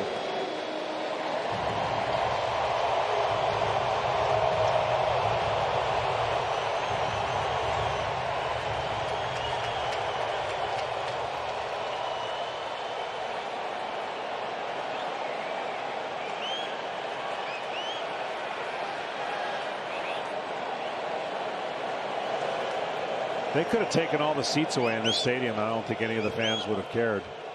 They've been standing the whole time. I mean, it's impressive.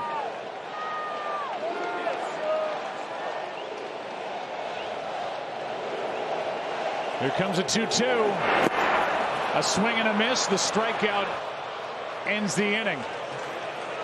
But a big 2-out RBI by Carlos Correa to double the lead in Game 7 after 5. It's 2-0 Astros here in Houston. But any sign of real trouble in that bullpen will spring back to life for Houston. They had Garrett Cole getting loose earlier.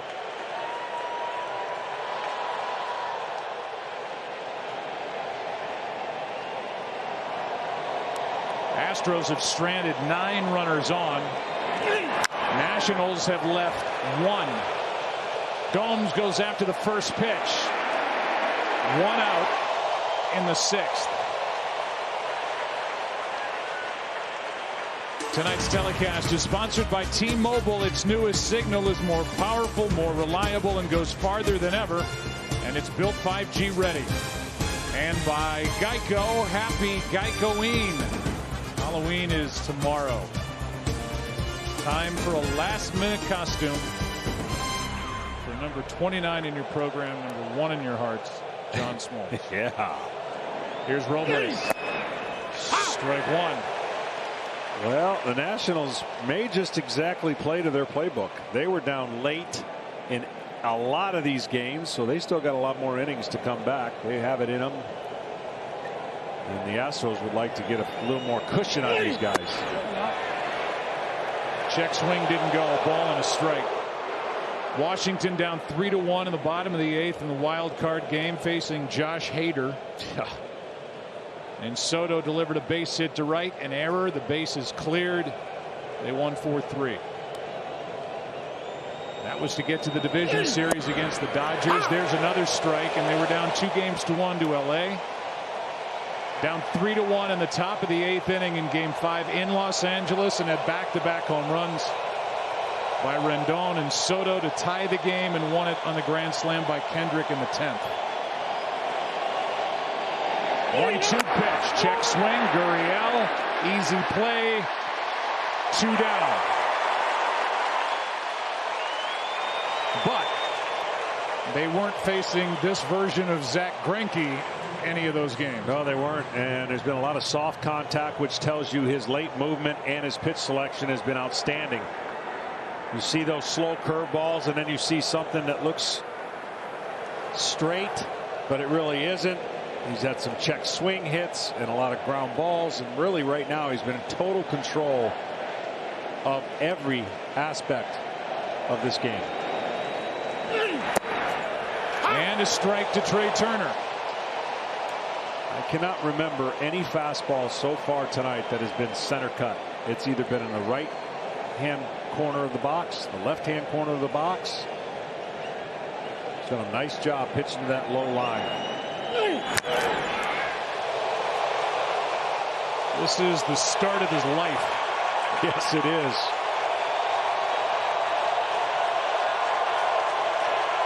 With what's at stake.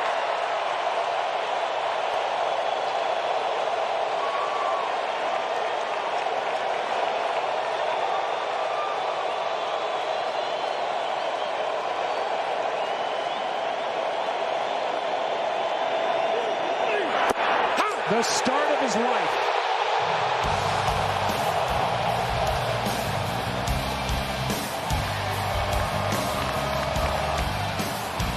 Left-hander Patrick Corbin. He got the start in game 4.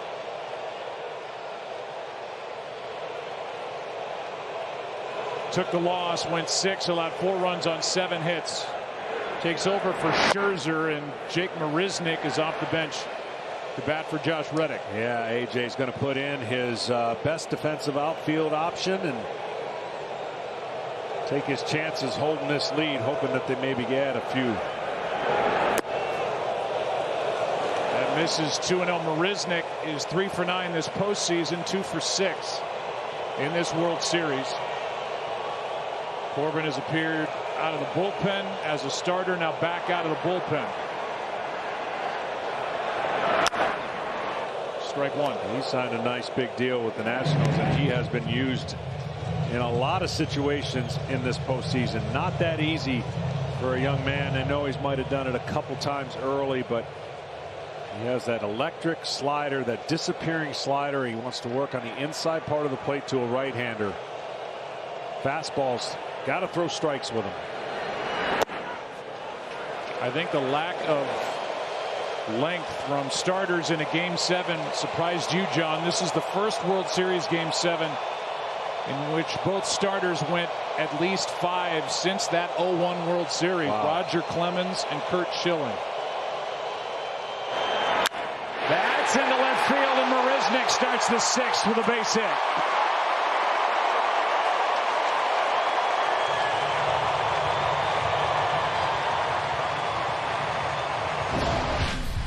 Our progressive game flow. Yuli Gurriel with a home run in the 2nd. And the pitching matchup of Scherzer and Greinke. Greinke's allowed 1 hit. He's fielded his position like the 5-time Gold Glove Award winner that he is. And he has been in total charge since the start. 1 on, nobody out for George Springer.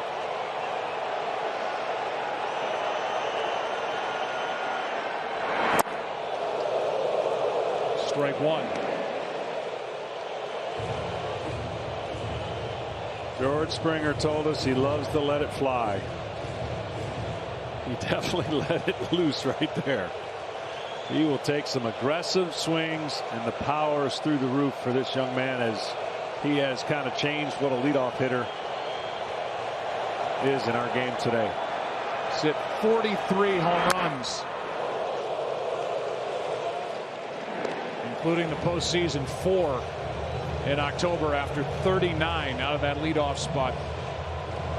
And with 2 strikes, he would have a hard time against Corbin laying off the slider if his slider's right. And, you know, this is one of the most unhittable sliders in the game. When he's throwing his fastball anywhere close for strikes in that area, and then he throws that down back foot slider to right-handed hitters.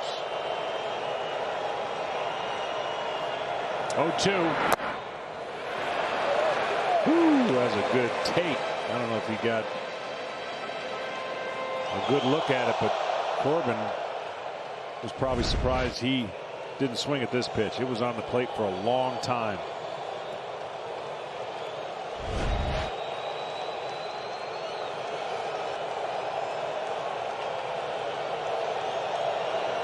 Fifth time out of the bullpen this postseason for Patrick Corbin. Marisnick is at first with one out as Springer strikes out on that pitch in the dirt. Tried to hold up.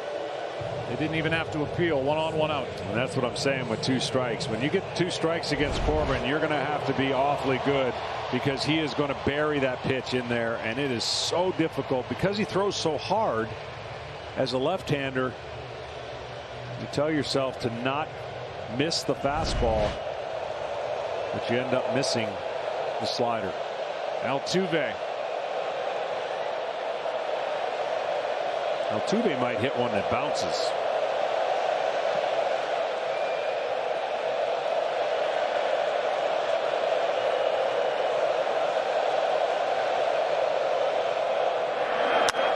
Back up the middle. A step and a throw.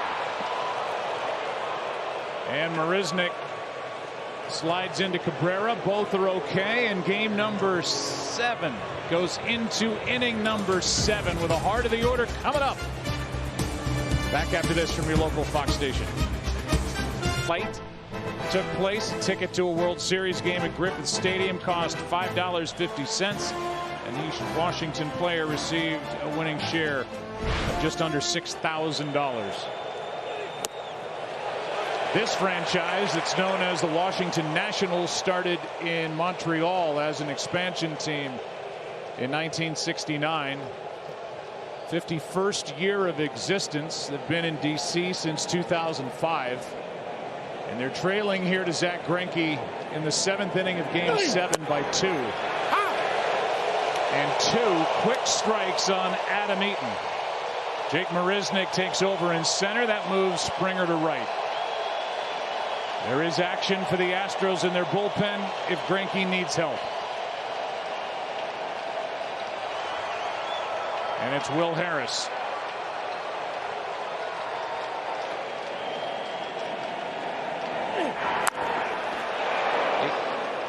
For you, John, as a longtime teammate of Greg Maddux, it was the ability of Greg Maddux to read hitters that made him so great, and you see some of that same ability with Zach Greinke. Yeah, absolutely. And when he gets in certain counts, he has the ability to slow the hitter down when the hitter is trying to be anxious to get out in front and get hits. And 0-2. Outside, ball 1. And much like Greg Maddux' abilities to throw the ball where he wants to, that's what Zach Greinke's done tonight. He just has been that good. And when he's locked in like this on both sides of the plate, he's tough. And he has been super tough tonight. Eaton 0 for 2. That's down and away. 2-2. Only 1 hit tonight for the Nationals came by Soto leading off the 2nd. And he was erased in a double play hit into by Kendrick.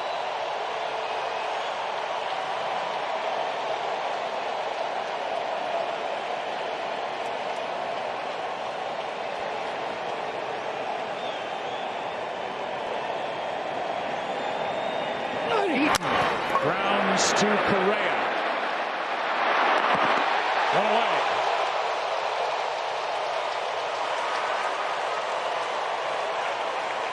As Zach Greinke now tries to make his way through this Nationals lineup for the 3rd time tonight. Yeah, I really thought that the way this game was going to play out, that Zach Greinke would really only need to go through the lineup twice. But you got to give A.J. Hinch so much credit. In his first World Series Game 7, he managed in a way where you have a script and a game plan, but you never know how it's going to play out. And he did things that were unorthodox that won for him. And much like tonight, he's allowing his eyes to see something that's working, and he's sticking with his guy. Just think about what he did in L.A. He used Charlie Morton. He used his starters out of relief. There's a great 7-game series against the Dodgers, and we got another one here. There's a 1-0. That is a rocket to left, and the lead is cut in half. Rendon makes it 2-1.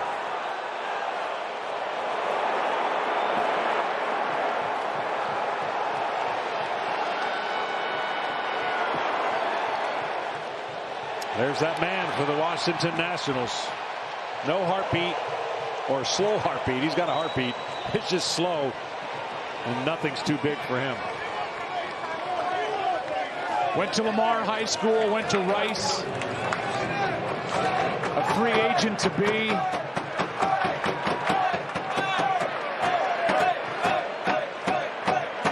He homered last night, and he's got one tonight. And this is a 1-run game in the 7th.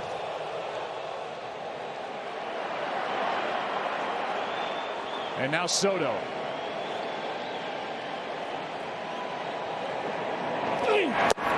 Outside. Outside, ball 1.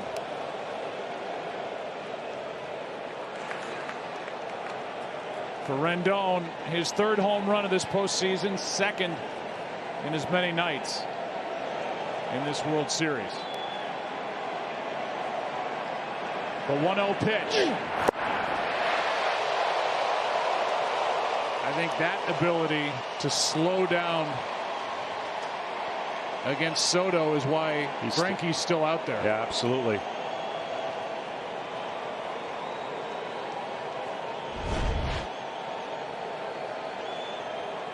There was the changeup that was center. It was one pitch in the middle of the plate, and it got hit out. Here's a 1-1 to Soto. Down and away. We saw Garrett Cole getting loose earlier.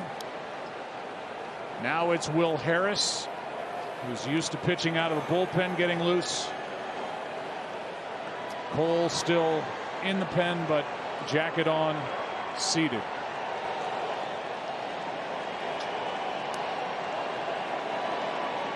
Two-one pitch. Soto takes ball 3 as Greinke doesn't get the pitch, and it's 3-1. Wow, that was a strike. Greinke wanted it.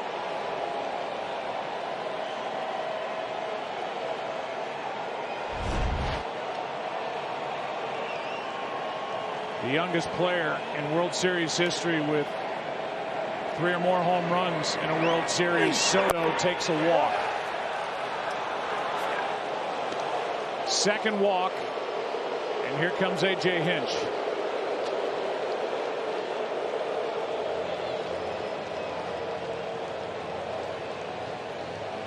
DH Howie Kendrick coming up.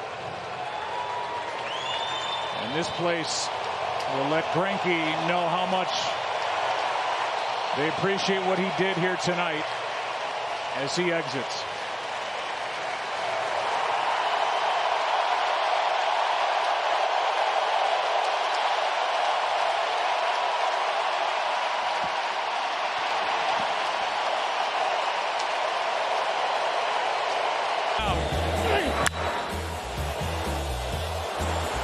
Sent one into the seats and left to make it a 2-1 ball game. And then a walk to Soto, and now Will Harris deals with Kendrick and fools him. Strike 1. Harris gave up the home run last night that gave a little breathing room for the Nationals. A shot by Rendon after that long delay. The play at first base, the review, all that went into it. And it was the first run scored against Will Harris in the 11 games he's worked this postseason. He struck out 11, walked 1. Opponents hitting 176 against him. That's down the right field line into the corner. This ball is gone for a home run. Nationals on top. Howie Kendrick has made it 3-2. Off the pole in right.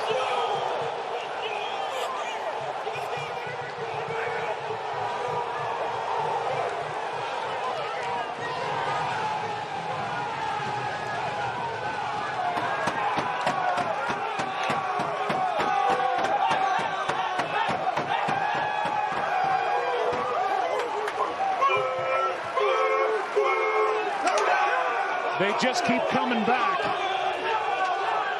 And Kendrick, the MVP of the NLCS after that Game 5 10th inning grand slam.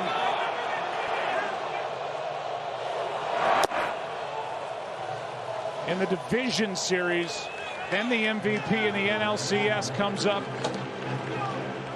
with just his 6th hit of this World Series, and he hits the foul pole in right. Unbelievable. We talked about it, and it is amazing to keep seeing this team do it. Of course, Kendrick had that grand slam, was the MVP of the previous series. Wow.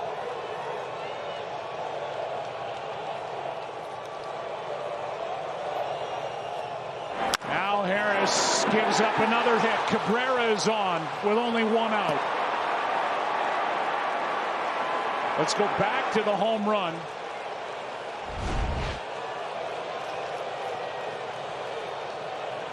Fastball that cut down, and he just kind of swings at it. A good swing, but it's late, and it's slicing. Slices right in to that screen. And Howie Kendrick, the 36-year-old, has just put the Nationals on top. A runner at first, 1 out. A.J. Hinch is going back to his bullpen. A stunning turn of events here in Houston in the 7th. The long delay. Harris got an out, then gave the 2-run home run to Rendon. Rendon homers in this inning, which is the beginning of the end for Zack Greinke. And after a walk, Will Harris came in, and Kendrick took him out to right. In the reaction at the bullpen in Washington, D.C. is that celebration of the Nationals taking their first lead of Game 7 as Roberto Osuna takes over. Cole was warming earlier. That was in the 6th.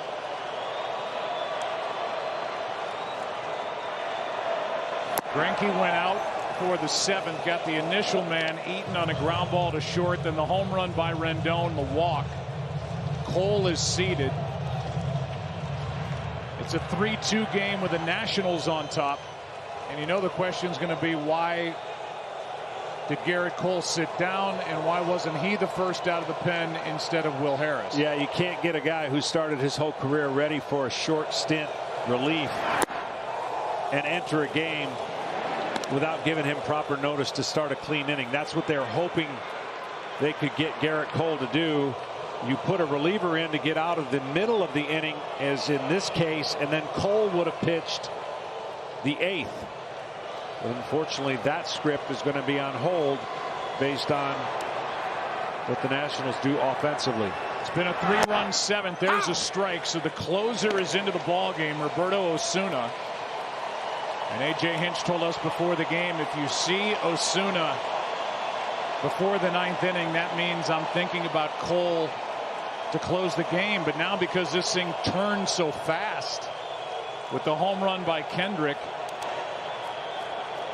the Astros are behind in the count 3-1. Now a walk to Zimmerman. And that's the 5th straight man to reach against Greinke, Harris, and now Osuna.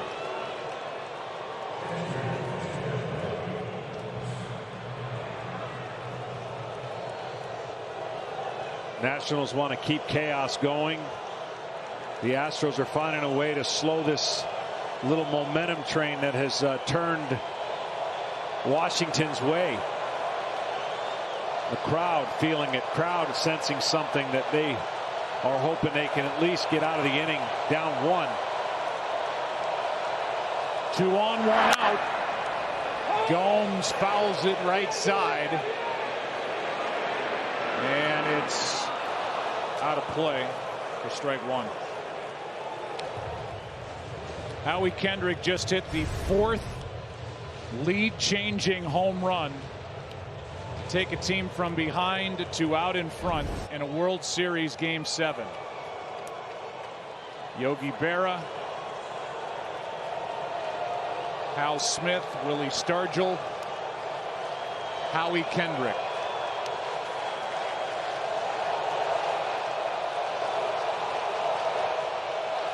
Gomes with 2 on and only 1 out. Leans back from an Osuda pitch up and in at 97. Ball 1. In the bottom of this 7th, it'll be the heart of the order for the Astros with Brantley, Bregman, and Gurriel.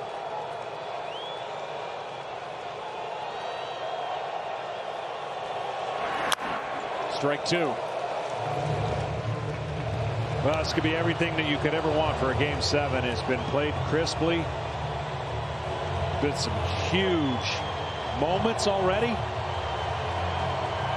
That man right there and the Nationals sticking to their script. They fall behind, don't panic, come back. In this case tonight in the 7th.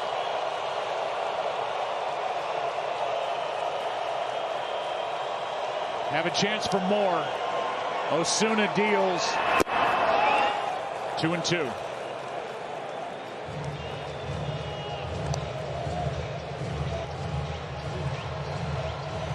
Robles on deck. Corbin's in the ball game for the Nationals, and I don't see anybody getting loose for Washington in their pen right now. They have bullpen question marks as well. Here's a 2-2.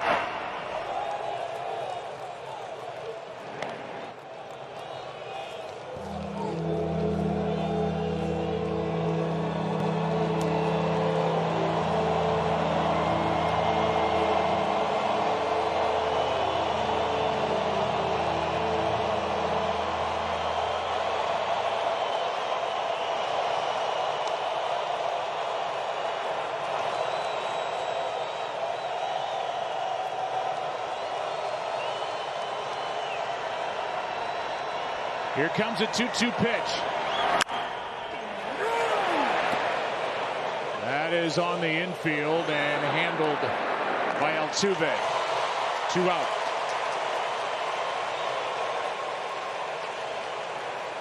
And the batter will be Robles.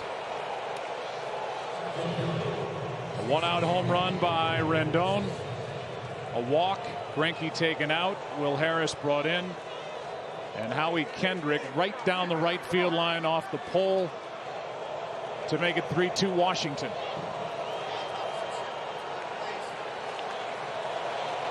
Victor Robles 3 for 23 this World Series, 1 RBI.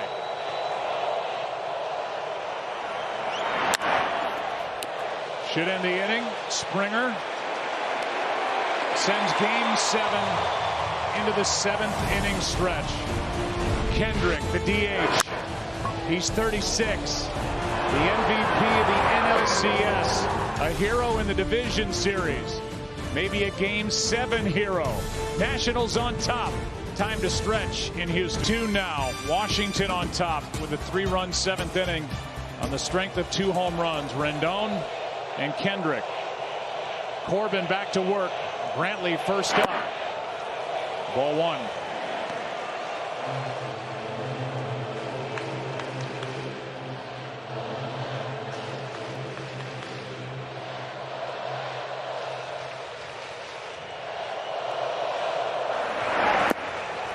Corbin gave up a leadoff hit last inning after Scherzer went 5. Struck out Springer and got a double play ball off the bat of Altuve. Daniel Hudson, the right-hander, gets loose. Good pitch inside corner, 2-1. Well, Max, once again, he kept them close. Maybe wasn't perfect, but only gave up the 2 runs. And their team responded again.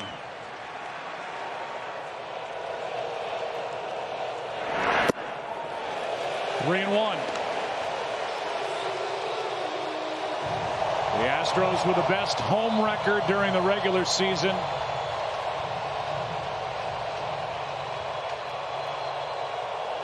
They won 60 ball games here at home.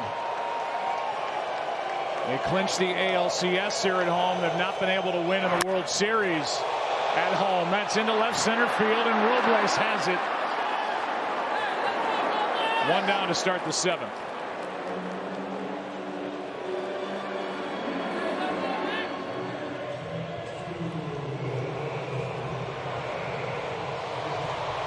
Five and 1 prior to this World Series. Here at home in the postseason. After leading baseball with their 60 home wins, Alex Bregman about to dig in.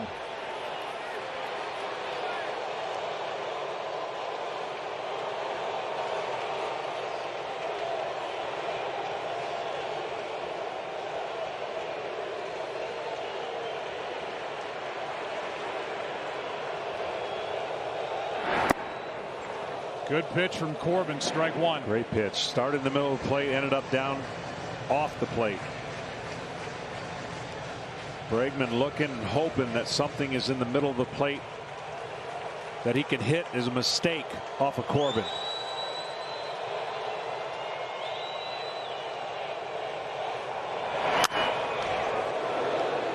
Strike two. 94 from Corbin. Year one of a 6-year deal with the Nationals. The 30-year-old left-hander.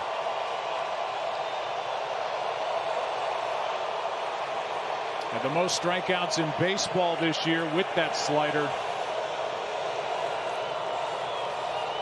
0-2 pitch. Bregman just fouls it away.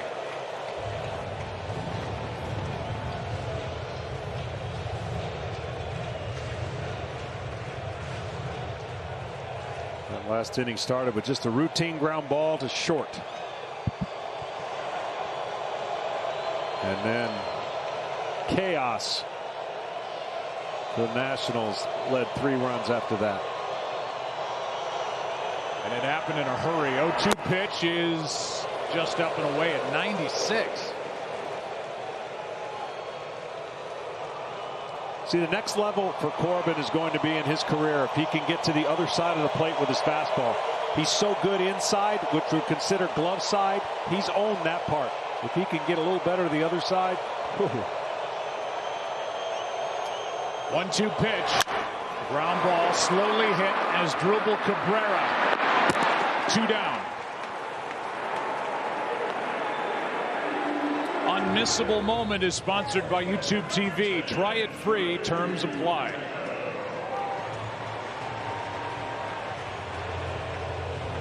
The Nationals so far this postseason 9-0 in games started by Scherzer and Strasburg. Constantly moving around is Max Scherzer. As Yuli Gurriel stands in.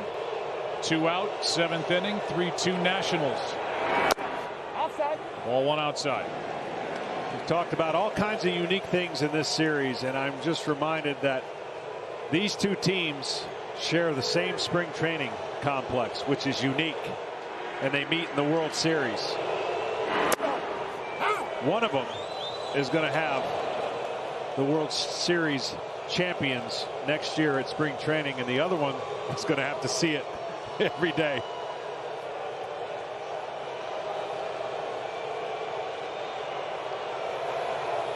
Here's a 1-1 pitch. Gurriel checked his swing, ball 2.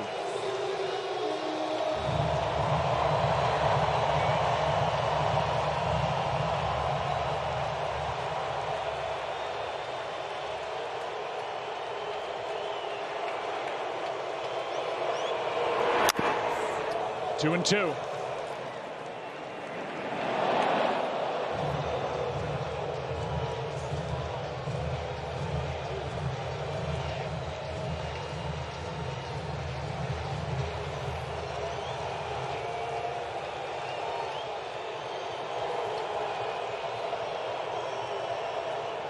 Yuli Gurriel hits one into center, might drop, does drop.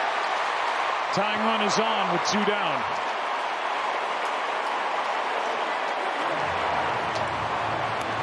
And the batter that Patrick Corbin was getting loose for in last night's ball game. Yordan Alvarez will walk to the plate here with a tying run at first, 2 out in the 7th in Game 7. Yeah, this will be Patrick Corbin's last hitter for the most part. Paul Menhart on the phone checking with a bullpen. Hudson's been up for a while now. The challenge for Alvarez is he may not get many fastballs. It's not missing the one he gets and not swinging at the slider that's off the plate. Easier said than done when you're facing a left-hander with the slider that Corbin has.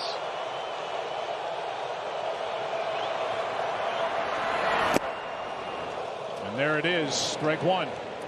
Yeah, that one wasn't a good sign. To swing at the first one means you're not seeing it out of the hand.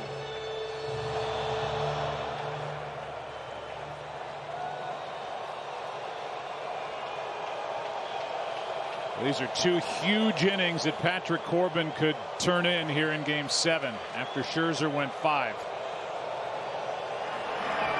Ooh, that was the one. When you see it up, that's the one you got to hit. When you see it down, that's the one you got to let go.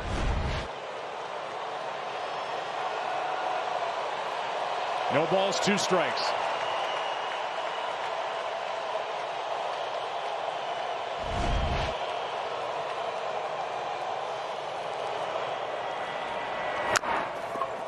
Corbin off the mound, grabs it, throws it, got him. Inning is over. Astros have left 10 runners on, trailed by 1 after 7 in Game 7. For the Performing Arts in Washington, D.C., French horns playing Baby Shark. The rally song for these Nationals, a team that all season long has been up against it after that 19-31 start, trailing in that wild card game, and they just keep coming back, and they're up by 1, 8th inning, and the count 0-2 on the leadoff man, Trey Turner.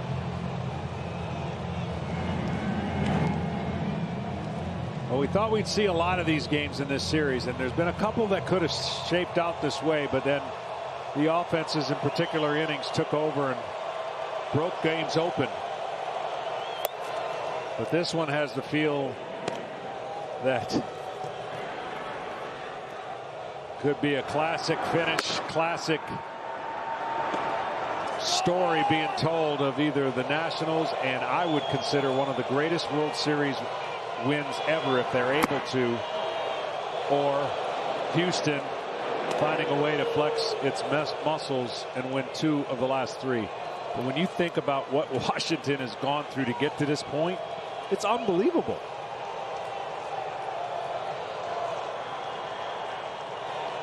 Here's a 2-2. That's down.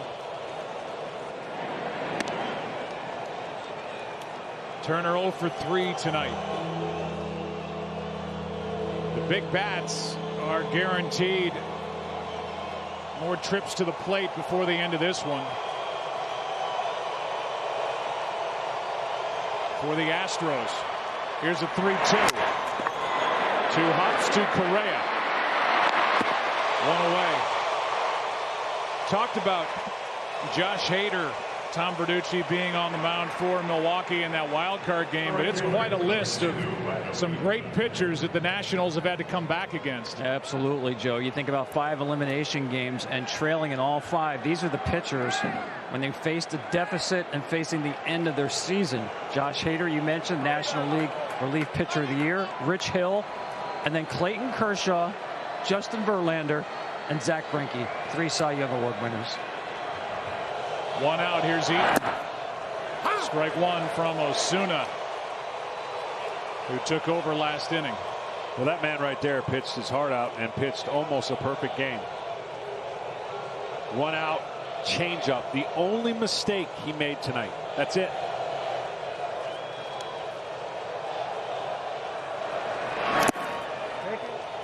One ball, 1 strike.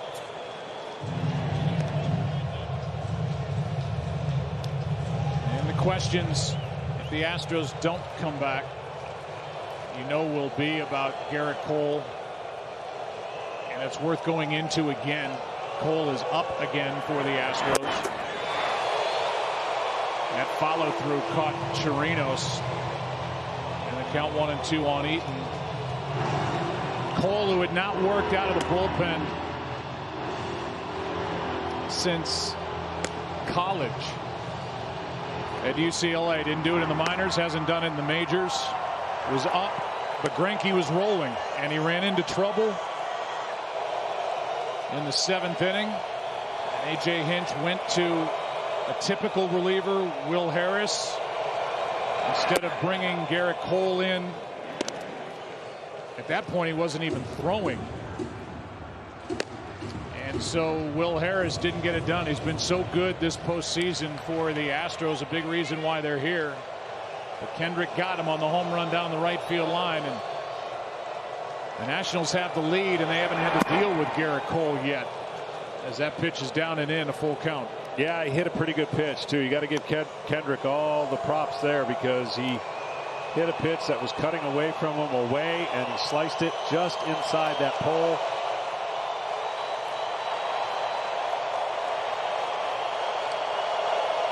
The Nationals are proving that age is just a number. The oldest team in baseball.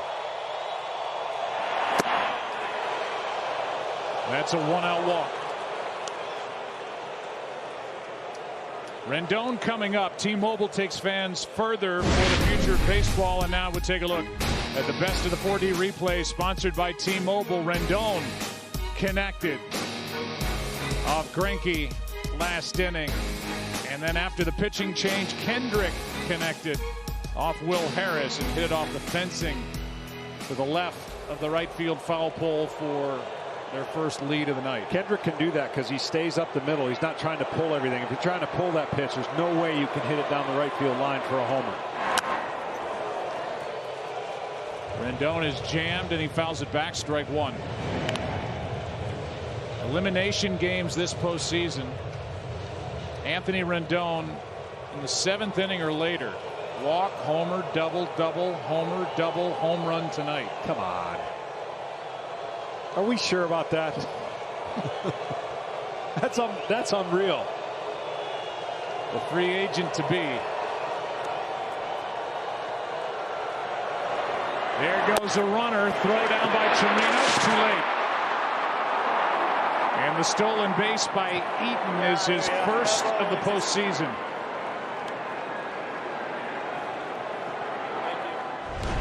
He steals this on the pitcher. High leg kick. The reason that's a good stolen base, they're not going to walk Rendon to pitch to Soto.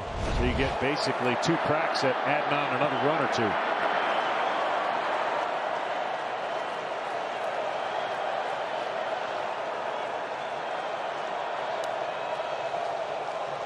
Here's a 1-1 pitch. It's upstairs, 2-1.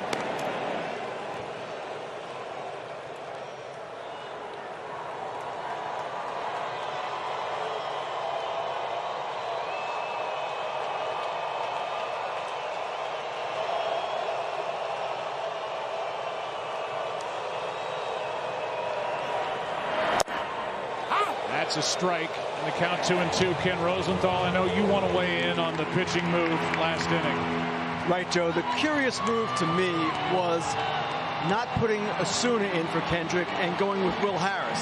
Will Harris, that was his 12th appearance this postseason. He gave up the home run to Rendon last night. On the off day, A.J. Hinch said he deserved a day off more than anyone in America. He is definitely running on fumes, and yet he was the choice and not Osuna in that spot. Here's a 2-2. High fly ball into left. Brantley to his left. Marisnik to his right. 2 down.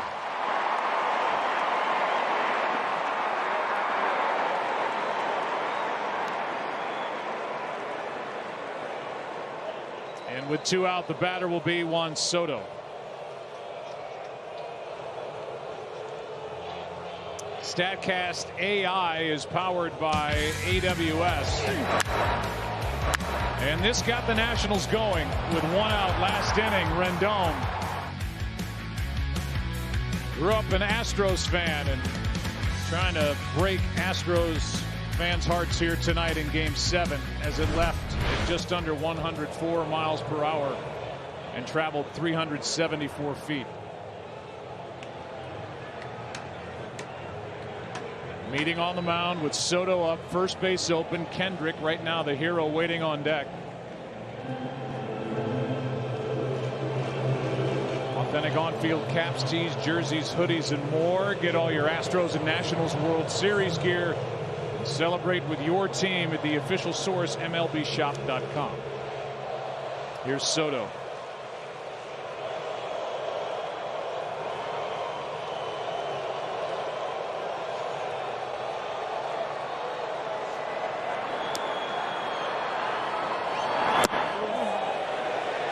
Check swing on ball 1.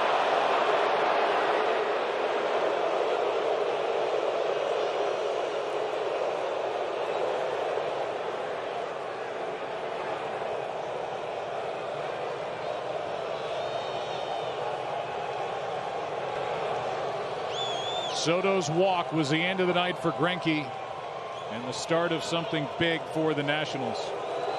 The pitching change. Will Harris got the call. Howie Kendrick took him out.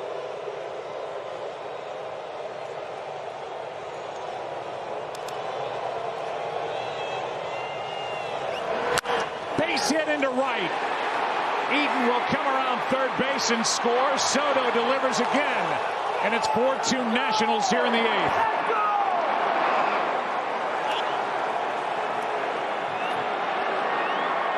That 21-year-old kid has been unbelievable this postseason. And at times, it's like he can't get him out this World Series. No, trying to go away, and it went in, and a base open with Kendrick on deck. They talked about their game plan, but another 2-out run. When the Nationals came rolling into this World Series after the first 2 games, they had scored a high percentage of runs with 2 outs. It cooled off at home. Well, it's picked back up. Something about being on the road has loosened up this ball club and gotten their big hits.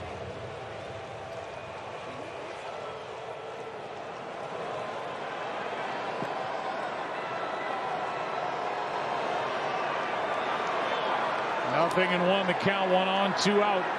Soto starts and stops. That ball pops out of the glove of Chirinos. 1 ball, 1 strike. So a walk to Adam Eaton and a 2-out RBI hit to right by Soto. And the lead is now 2. And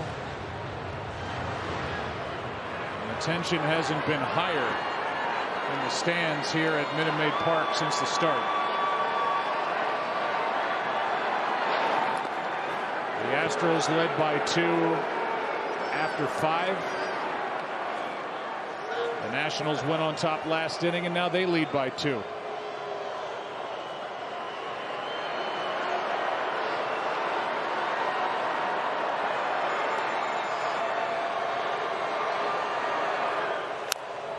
That's foul. Strike 2.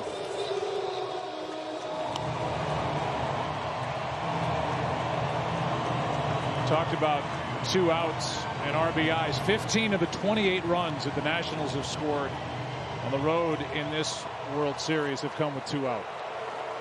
Again, it's been amazing. That's how Boston, everything went right for last year for Boston. I think they had about 43% of their runs were scored with 2 outs in the postseason. And you're getting that kind of production with 2 outs. It'll be tough to beat you unless all those runs are when you're way down.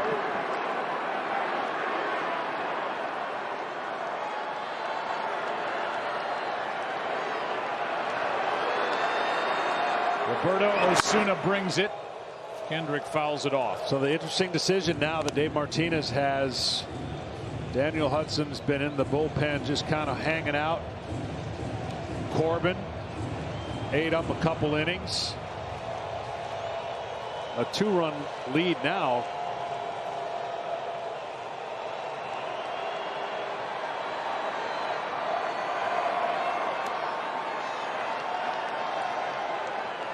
One, 2. That's off the glove of Gurriel. digging for third is Soto. And it's first and third with 2 out and a chance for more here in the 8th. And it's a hit as Kendrick is on base for the 3rd time tonight. And here comes A.J. Hinch. And that's going to be it for Osuna.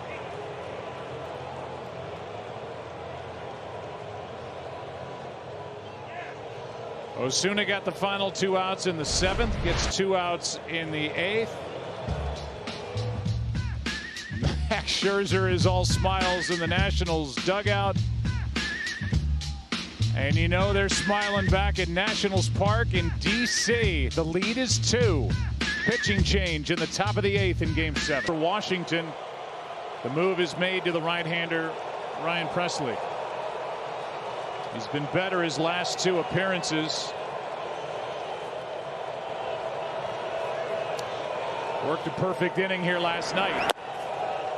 As Drupal Cabrera takes the ball up. He's got the power curveball and a good fastball as well. And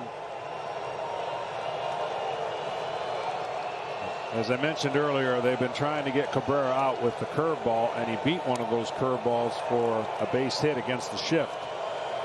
1-0 pitch. That's in the air to left and right at Brantley to end the inning. But the Nationals get a run on 2 hits in the inning. They've left 5. Bottom of the 8th. Bottom of the order coming up. Nationals up 2. By State Farm. The city of Houston, Texas, wondering if the Astros can get 2 runs before the Nationals get 6 outs. We start the 8th inning. Correa takes a strike, and Patrick Corbin is back out there. Dave Martinez, Paul Menhart like the way he's throwing, so they stick with him. Correa 2 for 3. 1 ball, 1 strike. Well, the Astros definitely have to get somebody on base. You can't keep going up there, everyone trying to hit a home run. But I can tell you right now, you got to make it as tough as they can on Dave Martinez by creating some traffic on the bases.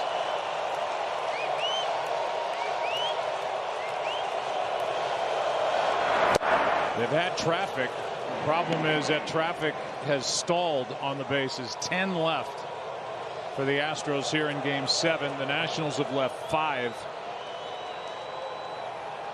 All Washington scoring in the 7th and 8th. Leading by 2. Here's a 1-2 to Correa.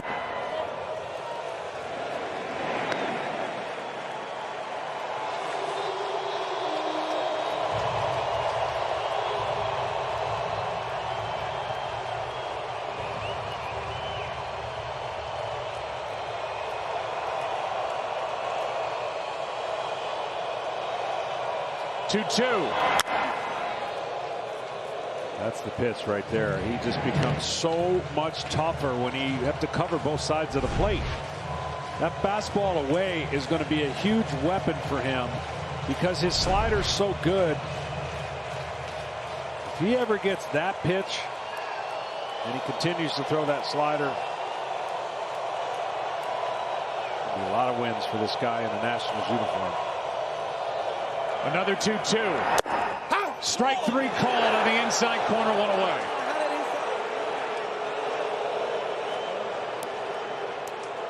Second strikeout for Corbin. And he gets the benefit of a call big time on a fastball inside. With 2 strikes, there's no way he can handle that pitch. Can Correa, and a good opportunity for Corbin to put pressure.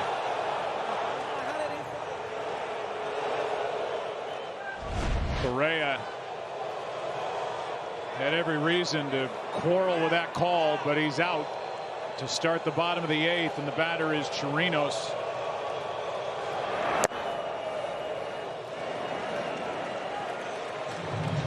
The Astros are guaranteed to get at least Springer, Altuve, and Brantley to the plate.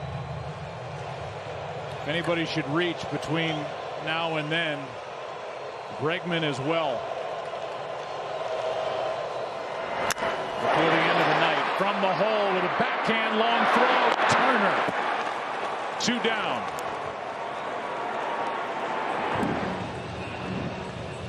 Back in the 2nd after a Leadoff home run by Gurriel. The Astros got hits from Alvarez, Correa. Second and third, 2 out. A 3-0 pitch. And that sinking line drive hit by George Springer was caught by Juan Soto and left before it hit the grass. A big play. Bad break for Springer as he hit it hard. The game stayed 1-0. 2-0 after 5, and it's been the Nationals scoring 4 runs since then. Ball 1 down to Marisnik. 1 for 1.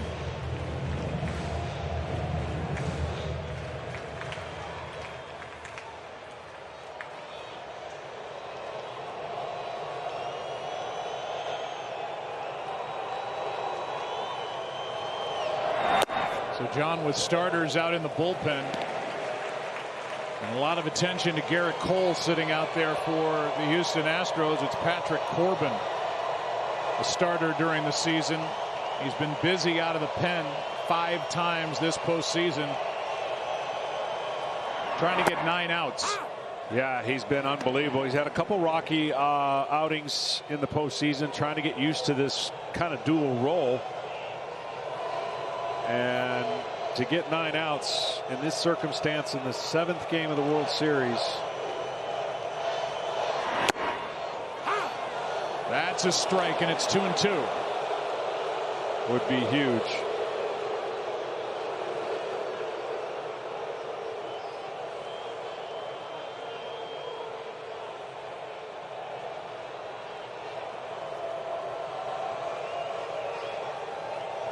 Two-two pitch, fouled away.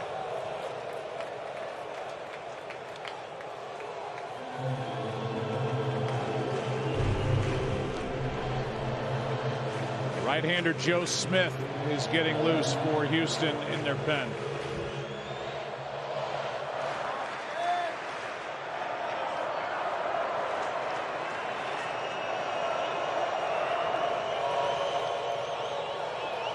Two-two delivery is down, a full count with Springer, who has 7 World Series home runs under his belt, waiting on deck.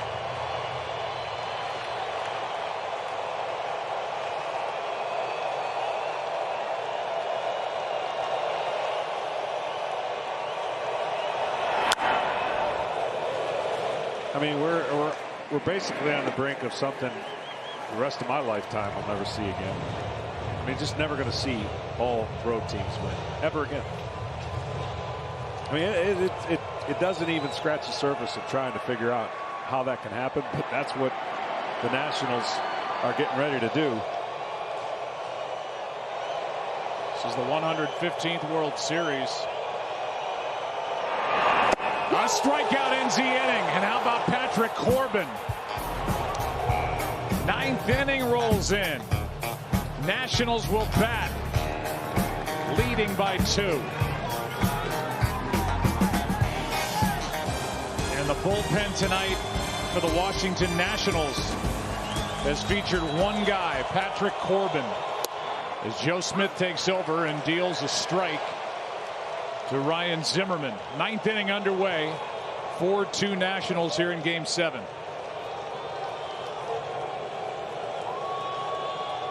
This series, it might just be series of the unexpected. That is up the middle for a base hit.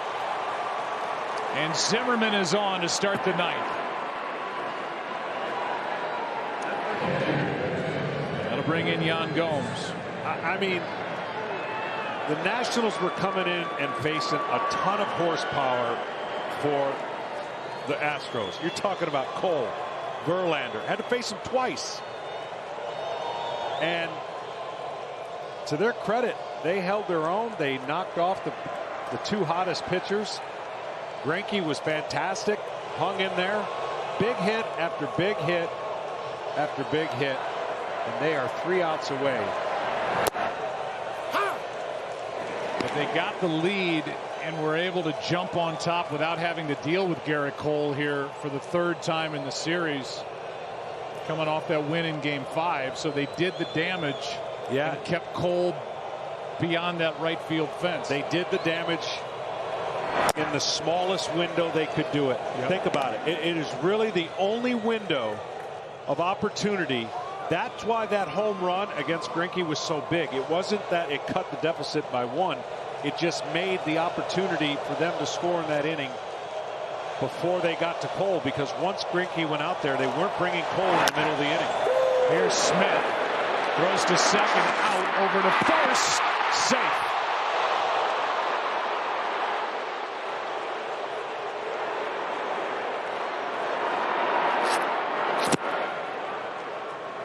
And let's go through that again. So Greinke is rolling with a 1-hitter and a shutout going into the 7th. Pitching the game of his life. He gets a leadoff man, Adam Eaton, in the 7th inning, then gives up the home run to Rendon, who's just come up big time after time for these Nationals. And then the walk. Cole's not up at that point. He had been up the inning prior. Here's Robles.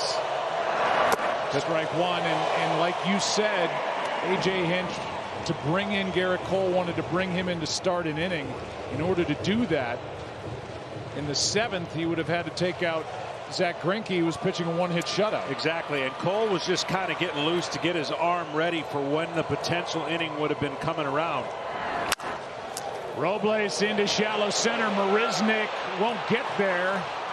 Down to second is the runner Gomes. 2 on, 1 out. And at that point, to what you just said, Greinke was cruising and getting quick outs. It wasn't even like getting in and out of trouble. And so you're buying that inning.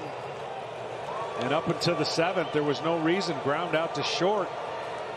He's cruising. Back to the top of the order here in the 9th inning for Trey Turner.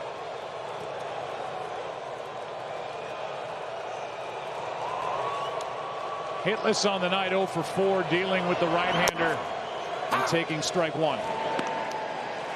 It's simply put the hardest game in the world to manage. There is just no script that you can go by that seems to ever work all the time.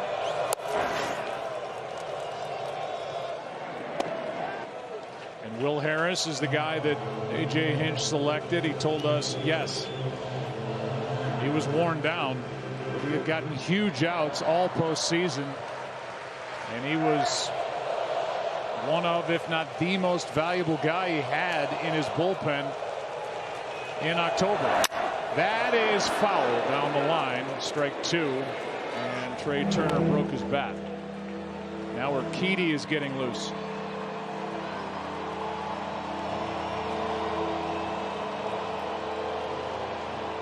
On the other side, the decision upcoming for Davey Martinez. Corbin has flown through 3 innings. Does he pull him and go to Hudson with the top of the order coming up? Or does he leave him in? And they're talking about it right now.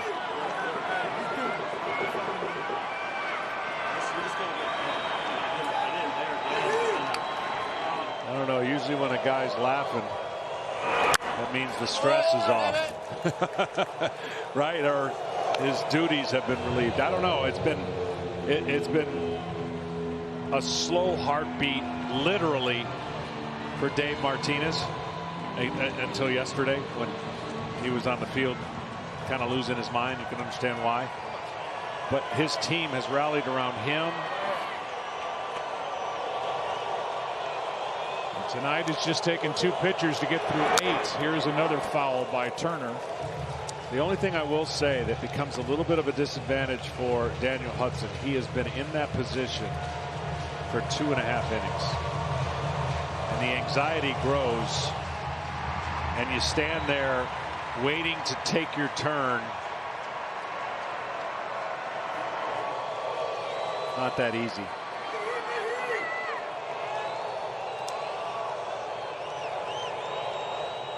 Here's another 1-2 to Turner. You have to believe Hudson thought his turn was coming last inning with 3 right-handed batters coming up in the bottom of the 8th. But the Nationals added to their lead, made it a 2-run game, and so Corbin went back out. Those are the 3 guys coming up in the 9th inning for Houston, the top of the order. So Hudson more than likely faces the right-handed hitters, and then you got Brantley and you got Doolittle. Or you got Doolittle for Alvarez if it gets that far. Trey Turner could take a lot of the stress away if he can deliver here with 2 on and 1 out in the 9th. He did not swing, and the bases are loaded on 2 hits and a walk. And here comes A.J. Hinch. And now Joe Smith, who's been so good this postseason, is relieved. And Urquidy is coming in with Adam Eaton coming up. That's it all. They have to get out of this inning, and what a position to put in this young man who delivered big time in Washington. Bases loaded, 1 out against a stingy hitter. Tough to double up. Jose Urquidy in that Game 4 start beat Patrick Corbin, went 5, allowed no runs on 2 hits in an 8-1 win. Out of the bullpen, and ball 1 inside as Eaton was more than willing to let that ball hit him. But it's just like human nature. It's like sitting behind the screen at home plate. You're always going to flinch when it hits the screen, and you're always going to get out of the way and wonder why you didn't just stick a leg out. Bases loaded, 1 out. Urquidy out of the bullpen. That is up the middle. 1 run scores. That's Gomes. They hold. Robles now send him as Marisnick kicks it in center. 2 more runs and it's 6-2. Nationals up by 4 here in the 9th.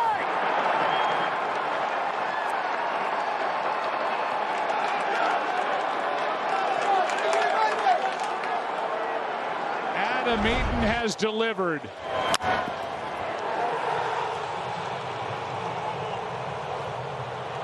Super tough spot for Urquidy. No room for error. Great contact guy in Eaton, and they can smell it right there. Adam Eaton has had a huge World Series. Came in with a top average in this Nationals lineup at .333. As Rendon takes a ball up and away, it goes down as a single, 2 RBIs, and an error on Marisnick in center that allowed Turner to get to 3rd. They were holding Robles until Marisnick had trouble with the ball in center and sent him to the plate. Rendon fouls it, a ball and a strike.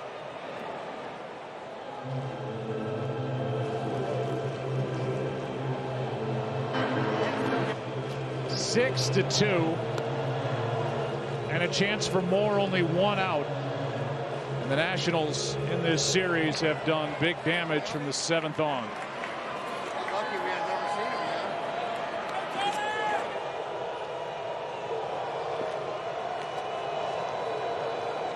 yet. Adam Eaton with a walk, a steal, and a run scored last inning, has 2 RBIs here in the 9th. Ball 2, down and away, 2-1.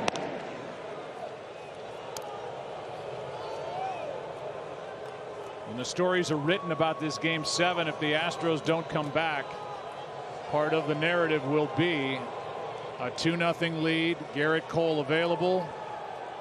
The lead evaporated in a blink, and Garrett Cole never got into the ball game. And that means he could very well have thrown his final pitch as a Houston Astro. Yeah, and unfortunately for A.J. Hinch, guys that were really good out of the pen in these situations weren't. But you're right, that's what will dominate the narrative probably. It's a 4-run game, runners at the corners, only 1 out, and a 3-1 pitch. Fouled back by Rendon.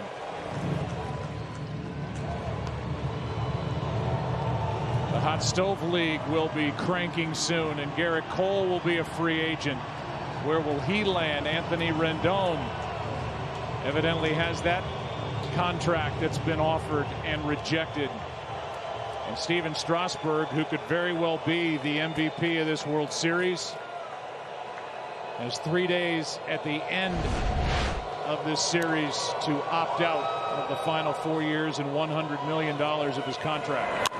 Rendon pops it up on the infield. 2 down.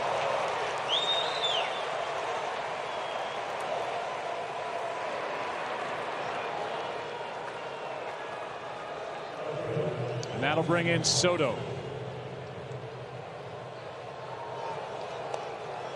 When the Senators won it all in 1924, Earl McNeely hit a 12th inning walk-off double in Game 7 to beat the Giants, and Walter Johnson, the big train, pitched 4 scoreless innings in relief. It was his only relief appearance all year after winning 23 games in the regular season. He had started and lost games 1 and 5 in the series, a guy who had 417 wins in his 21-year career with the Senators. And if Corbin goes back out there, it would be a 4-inning effort tonight in Game 7. Not saying he will, who knows, but he has a chance to, certainly, as that misses inside to Soto, ball 1. And we go back to the way that Rizzo held true to this team. Dave Martinez said, when we get healthy, we're going to be better. They built their team around starting pitching. It's the starting pitching that was able to get them this point. They're the oldest team in baseball. That's saying a lot because there's so much youth in the game. Soto flies one to center for Marisnick, and the inning is over, but more damage is done. After 3 in the 7th, 1 in the 8th, 2 here in the 9th, top of the order, and the last chance for the Astros. Bottom of the 9th inning, Game 6. Bottom of the 9th inning of Game 7. And Daniel Hudson takes over. Corbin, 3 brilliant innings.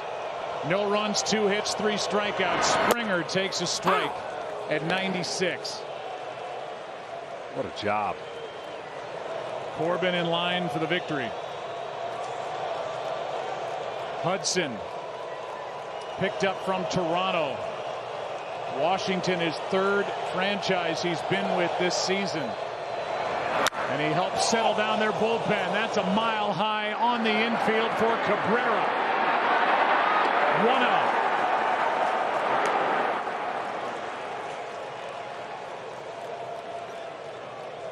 After the game, we'll have the awarding of the Commissioner's Trophy along with the announcement of the Willie Mays World Series Most Valuable Player Award, presented by Chevrolet. If this is not Houston's night, you think about how they started this decade, 2011 through 2013, 324 losses over those 3 years. They've won over 100 games the last 3 years, world champions 2 years ago. They're just the 6th team in Major League Baseball history to win over 100 3 straight years. But here they are with 2 outs to go, down by 4 in the 9th inning to the Nationals, this resilient team that just refused to quit. A strike makes it 0-2 on Altuve. You know, there's been bigger underdogs to win the World Series, but I really can't imagine there's been a better journey with where this team was. I'm trying to think of just scenarios in other sports that would, it's like losing or hitting long buzzer beaters. A strikeout for the 2nd out, and the Nationals are 1 out away. Because taking into context who they were facing when they scored the runs, it's not that just the teams rally, but it's who they beat. And the very first guy they beat was probably the hardest guy to beat in Hader with the Milwaukee Brewers. It's been 34,718 days since October 10th, 1924, when the Washington Senators won it all. Here's Michael Brantley. Ball one inside. The fans in D.C. are great baseball fans. Not just now, but they have been for a long time. Known as a second division team for years. 2 Senators teams left.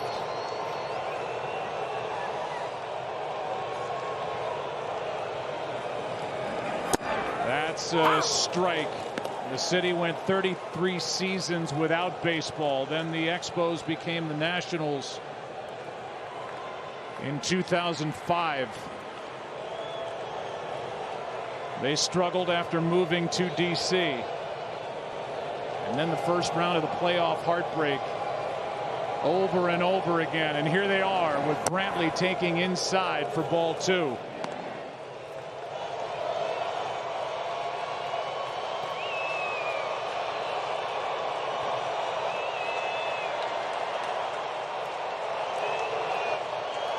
Trying to win their 4th road game of this World Series.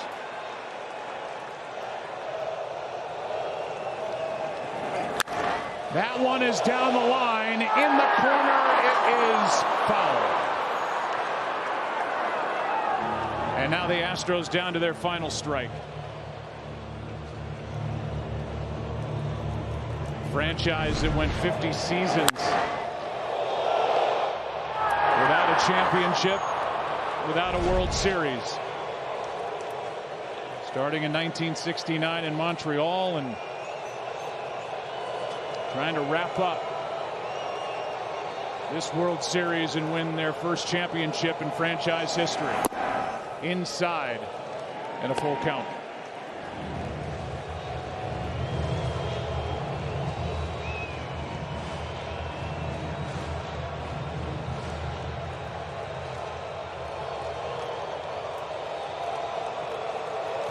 Scherzer, Corbin, Hudson. And now a 3-2 pitch. Out of play.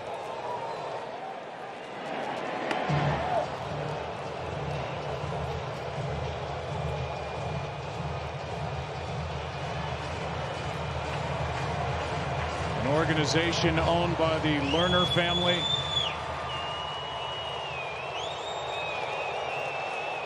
Mike Rizzo, the general manager. Dave Martinez, the field manager. Here they are, 1 strike away, 1 out away. 3-2. There it is! The Washington Nationals are world champions for the first time in franchise history.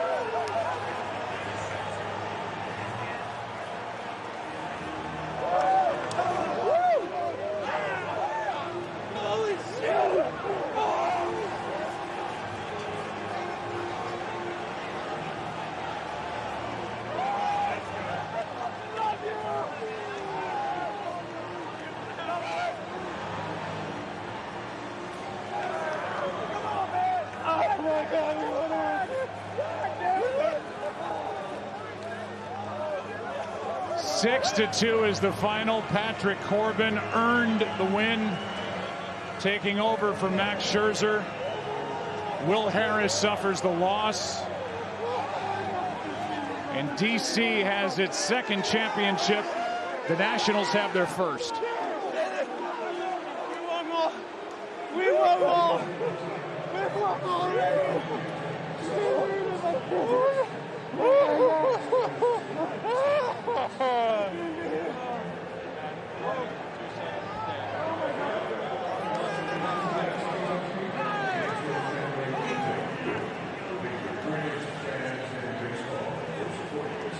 amazing. In a team where young players grew up and became stars, the veterans kind of kept the ship going.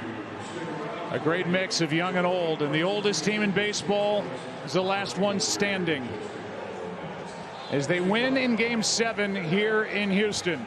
And the celebration is on. Down to Ken Rosenthal. Thanks. He just left. Well, whoever Kenny had just took off. We've got plenty of time to get interviews from down on the field. 5 innings for Scherzer, 3 for Corbin, 1 perfect frame for Daniel Hudson.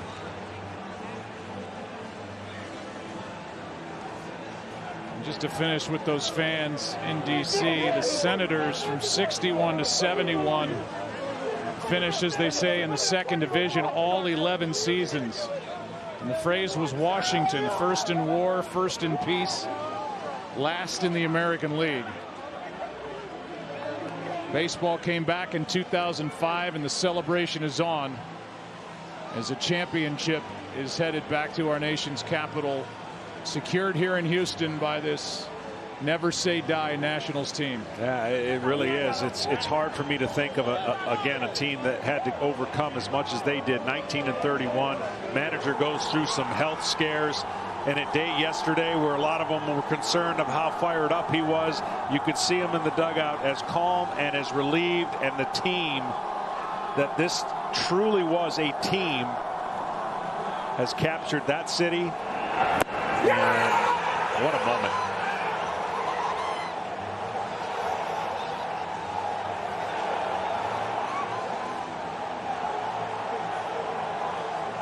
All right, Ken, back to you. Thanks, Joe. We're here with Max. Max, you're a 3-time Cy Young winner, and now you're a World Series champion. After all you went through physically the last few days, what does this mean to you?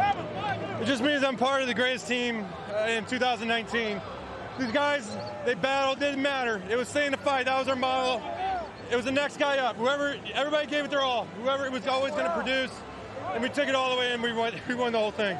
You went 5 innings, you had base runners every inning. Right. How did you get through it just allowing 2 runs? Just stay tough. They're a great team, great offense. They were grimy. Just try to make pitches. Stay with Jan. Trust your instincts and just compete. Lay it on line. Just whatever you got to do. Greinke did a heck of a job tonight of working quick. I was just gassed, but hey, you got to give it whatever you got. How did you feel physically? Was it a risk to pitch? No, I was physically good. The cortisone shot worked. The chiropractic adjustments worked, so I felt good. What is it about this team, Max? What makes it so special? 1 through 25, everybody. That's the only way I can describe it. The energy, the camaraderie, the belief in one another. It doesn't matter. Everybody just believes in each other. Congratulations, Thank Max. you. Enjoy it. Joe, back to you. All right, thanks, Kenny. So a guy that couldn't get dressed on Sunday morning, the day of Game 5, gets that cortisone shot, gets ready for Game 7 tonight, and he went 5 strong. From Zimmerman, their first ever draft pick back in 2005, to the young Juan Soto, who came of age in this World Series and went from 20 to 21. A big part of the Nationals win here tonight and in this World Series. The Chevrolet Most Valuable Player Award when we come back to Houston. After this, the Nationals are world champions. 2019, the Washington Nationals become world champions with a Game 7 win. Let's send it down to Tom Bertucci. Thanks, Kevin. Well, Anthony Rendon, I'm not sure we've ever seen a run like this team just pulled off. 5 times facing elimination, trailing in all 5 games, and you win all 5. What is it about this team? Man, no idea.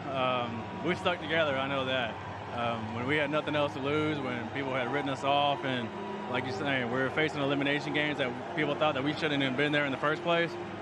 So we just kept on fighting and happened to come out on top. Tonight, Zack Greinke was on his game. 1 hit shutout. You come to the plate in the 7th inning. Tell me about the at-bat. Man, much respect to Greinke and their whole staff, man. They're truly amazing what they've accomplished this year. And I was just trying to put the barrel on the ball and try to hit it. I mean, he had kept us off balance for the first 6-7 innings, and I just happened to get a ball over the plate and in the air, and thankful for the 315 to left field. Well, Anthony, you know as well as anybody. Anthony Rendon celebrating here tonight. Boy, was he right in the center of everything for the Washington Nationals, especially the last couple of nights. He hit that 2-run home run last night, added a 2-run double with 2 out in the 9th inning in Game 6. You see the celebration, and tonight hit the home run off Zack Greinke in the 7th inning, and that started the chain of events. A walk to Soto, pitching change, and a 2-run home run by Howie Kendrick would be all that they would need. They would add 3 more and win this game 6-2. A lot of pieces that were added in season. You saw one as Drupal Cabrera coming in, the guy who closed the ball game, Daniel Hudson. And this mix brings a championship to DC. I'm telling you, you think about this team, the worst bullpen in the National League for the longest time.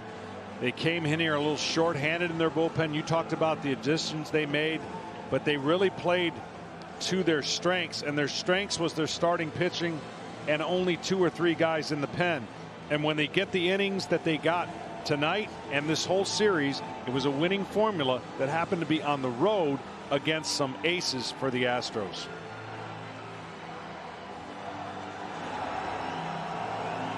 And these National fans in attendance here loving every second of this after being shut out through the first 6.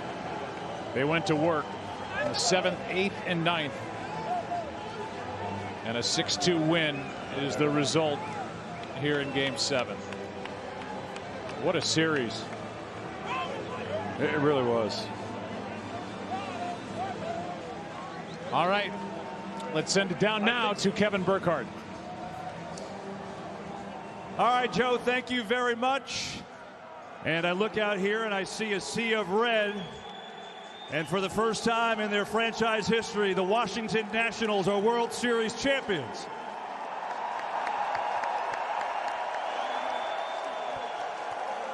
I'm with the commissioner, Rob Manfred, and let me introduce a few people before we get to the trophy. Ted Lerner is here, the founding principal owner of the Nationals. Mark Lerner, the managing principal owner of the Nationals. Mike Rizzo, president of baseball operations and the general manager. And I see Dave Martinez, the manager of these Nationals. And Ted, I'm going to start with you. You used to go and watch the Senators play when you were young. To bring a championship back to Washington, D.C., what does that mean to you? The dream came true, and we did it for the fans of Washington. It's been great, and we look forward to continued success in the future. The dream came true. Congratulations. Thank you.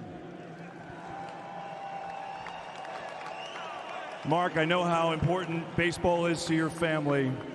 You guys have had a lot of regular season success, but had a hard time in the postseason. You break through in the best way possible. Yeah, it's very sweet. You know, it may be a few years later than what we expected, but Mike and his baseball ops staff did an amazing job. Davey and his coaches and the staff did a great job. And these players, unbelievable how they stuck in there with through the toughest times during the season and brought home the title. Just an amazing night. Commissioner Rob Manfred is here, and I know we have some hard work, Commissioner. You want to say a few words for us? It's my distinct pleasure to present the Commissioner's Trophy to the 2019 World Series champion, Washington Nationals.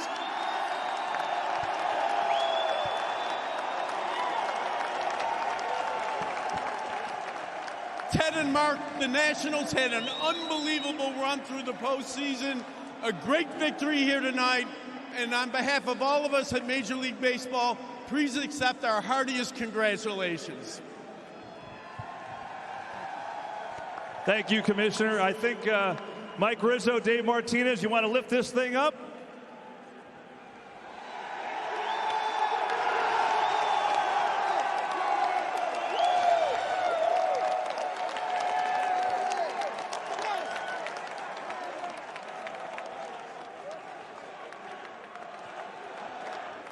Mike, you are you're a baseball lifer through and through, from player to scout. You have done it all in this game. I'm just curious what your emotions are right now. Well, they're running the gamut right now.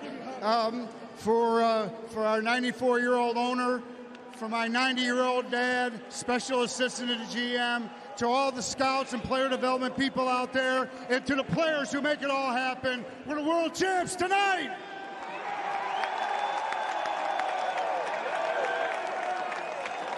Hey, Dave, come on in here. This team never dies, does it? Never.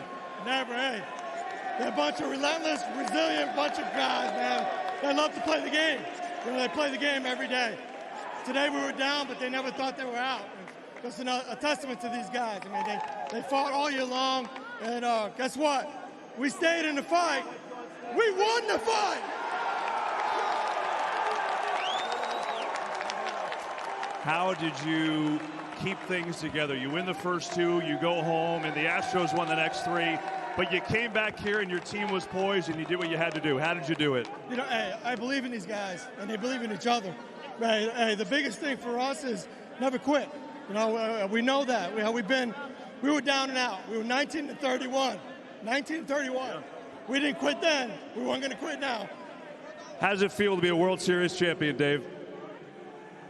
Incredible. Congratulations. Thank you. All right, let's see. Let's get some people in here. Where's Mr. National Ryan Zimmerman? We need it. Ryan, get over here. Come on.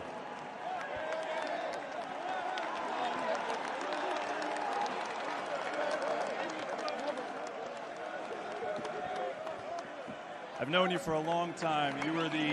You were the first draft pick when this franchise moved from from Montreal to Washington. Tell me what is going through your mind right now. I'm just kind of soaking it in, man. I think what a group of guys. I think the way this game went is the way our whole season went. We never gave up, kept fighting. Couldn't be more proud of this group of guys. What a story. What a fun year, man. Baseball is, it's the greatest sport in the world, man. I can't even explain what I'm feeling right now. What a great thing for this city, for the fans. Thank you guys so much. I hope DC's ready for us to come home. I think they are. Congratulations, Ryan. Thanks, Kevin. All right, we've got more to do. The MVP presentation is next, but for a moment, let's go back upstairs. Joe? All right, thanks, Kevin. Well, we'll welcome you in to our broadcast booth. And, you know, after the 4-game sweep in the NLCS, as we say hello, Joe Buck and John Smoltz, everybody wondered how the Nationals would respond after 6 days of rest. Would that kill their momentum after just rifling right through the St. Louis Cardinals? The answer was clearly no. They said it would benefit. They're an older team, and they came in here, won the first 2 games, and had to wait for the last 2 games to get their 4 total wins to win the World Series. You know, in a weird way, each off day cost each team when you think about it. The momentum when they went home after being up 2-0, they had an off day, they lost the next 3. The momentum for the Astros, 3 in a row, they had an off day, they lost the next 2. It'll be one of the most iconic World Series you'll ever see because of what led to them winning. Nobody won a home game. I can't help but think 19-31. I can't help but think moments when your team is at the brink of going home and no one wants to go home, and one hit after another. This series and this year will give hope to so many other teams that think a certain way but realize when you pull together in the same direction you can get something done. You know, we don't know who the MVP is as you and I sit here right now. We get a vote. I'm just going to ask you, who do you think, and really, I mean, you think of Rendon and what he did at the plate the last 2 nights alone. Juan Soto, what he did at the young age of 20 and then 21. And then Steven Strasburg. Who was your pick? To me, Strasburg. He won 2 games. He went up against Verlander, and he pitched 2 great games. And especially when you're down 3-2 on the road, and you give your team a chance. You give Scherzer a chance to redeem himself after he wasn't able to pitch Game 5. I think Strasburg showed himself what the talent he is. He answered the call this year personally, and he answered the call in a big way in the postseason at 5-0. I know it's not a cumulative award. You don't get it for going 5-0, but he went 2-0 in the World Series and pitched unbelievable. Yeah, he's the only guy to go 5-0, by the way, in one postseason. A couple of guys have gone 5-1, including Randy Johnson. But it's a 5-0 postseason run for Steven Strasburg, and we'll find out who gets that Most Valuable Player award. Let's go back down to Kevin Burkhardt. Okay, thanks very much. And we have one more presentation to do for you. And here we are. It is the Willie Mays Most Valuable Player Award presented by Chevrolet. And back with me is Commissioner Rob Manfred. The Willie Mays Most Valuable Player Award presented by Chevrolet goes to Steven Strasburg of the Washington Nationals. Steven had 2 pivotal victories in the World Series and a great postseason run. Congratulations on it. Well, that looks pretty heavy, but it's all yours if you can lift it. First of all, you got to introduce me here to your beautiful family. Tell me who's with us up here. I got my 2 girls, Reagan, Reese, my wife, Rachel. They're everything to me. I love it. I love your little stuffed animal, too. What is this like for you? I mean, you're a #1 overall pick in the draft years ago, and as we know, this organization has fought and fought to go deep in the playoffs. This year, you go all the way. Tell me what you're thinking and feeling. It's just surreal, and to be able to do it with this group of guys is just something special. We didn't quit, and I love every one of those guys. It took all of us to do it. I want to go, when you go back to yesterday, and you guys were down 3-2 in that series, you knew that you needed a special effort to get to Game 7. You were amazing going into the 9th inning. How did your body feel throughout? How did you stay so strong through that game? Just took it one pitch at a time, and guys came out there and scored some runs for me, and they've done that for me for the entire season. So it was a big team win, and tonight was even more special. Your manager, I could go back to your general manager, right? It stays with Davey, and you had rock bottom. You were 12 games under 500. How did your manager keep you guys together, and how did you pull through to get to this point? Just took it one day at a time, one game at a time. That's all we could do. We're kind of forced our hand, and got to thank Riz for bringing in some guys over the course of the season that really brought some life into the clubhouse, and they had me doing things I never thought I'd be doing. So, like hugging, dancing. I think I've gotten a little bit better in both departments. Well, hold on. We have one more thing to do, because here we have Brian Sweeney, U.S. Vice President of Chevrolet. And I don't know if we have a 4-seater for you, but something pretty cool, right, Brian? That's right. Thanks, Kevin. Steven, on behalf of Chevrolet and all our dealers, great series.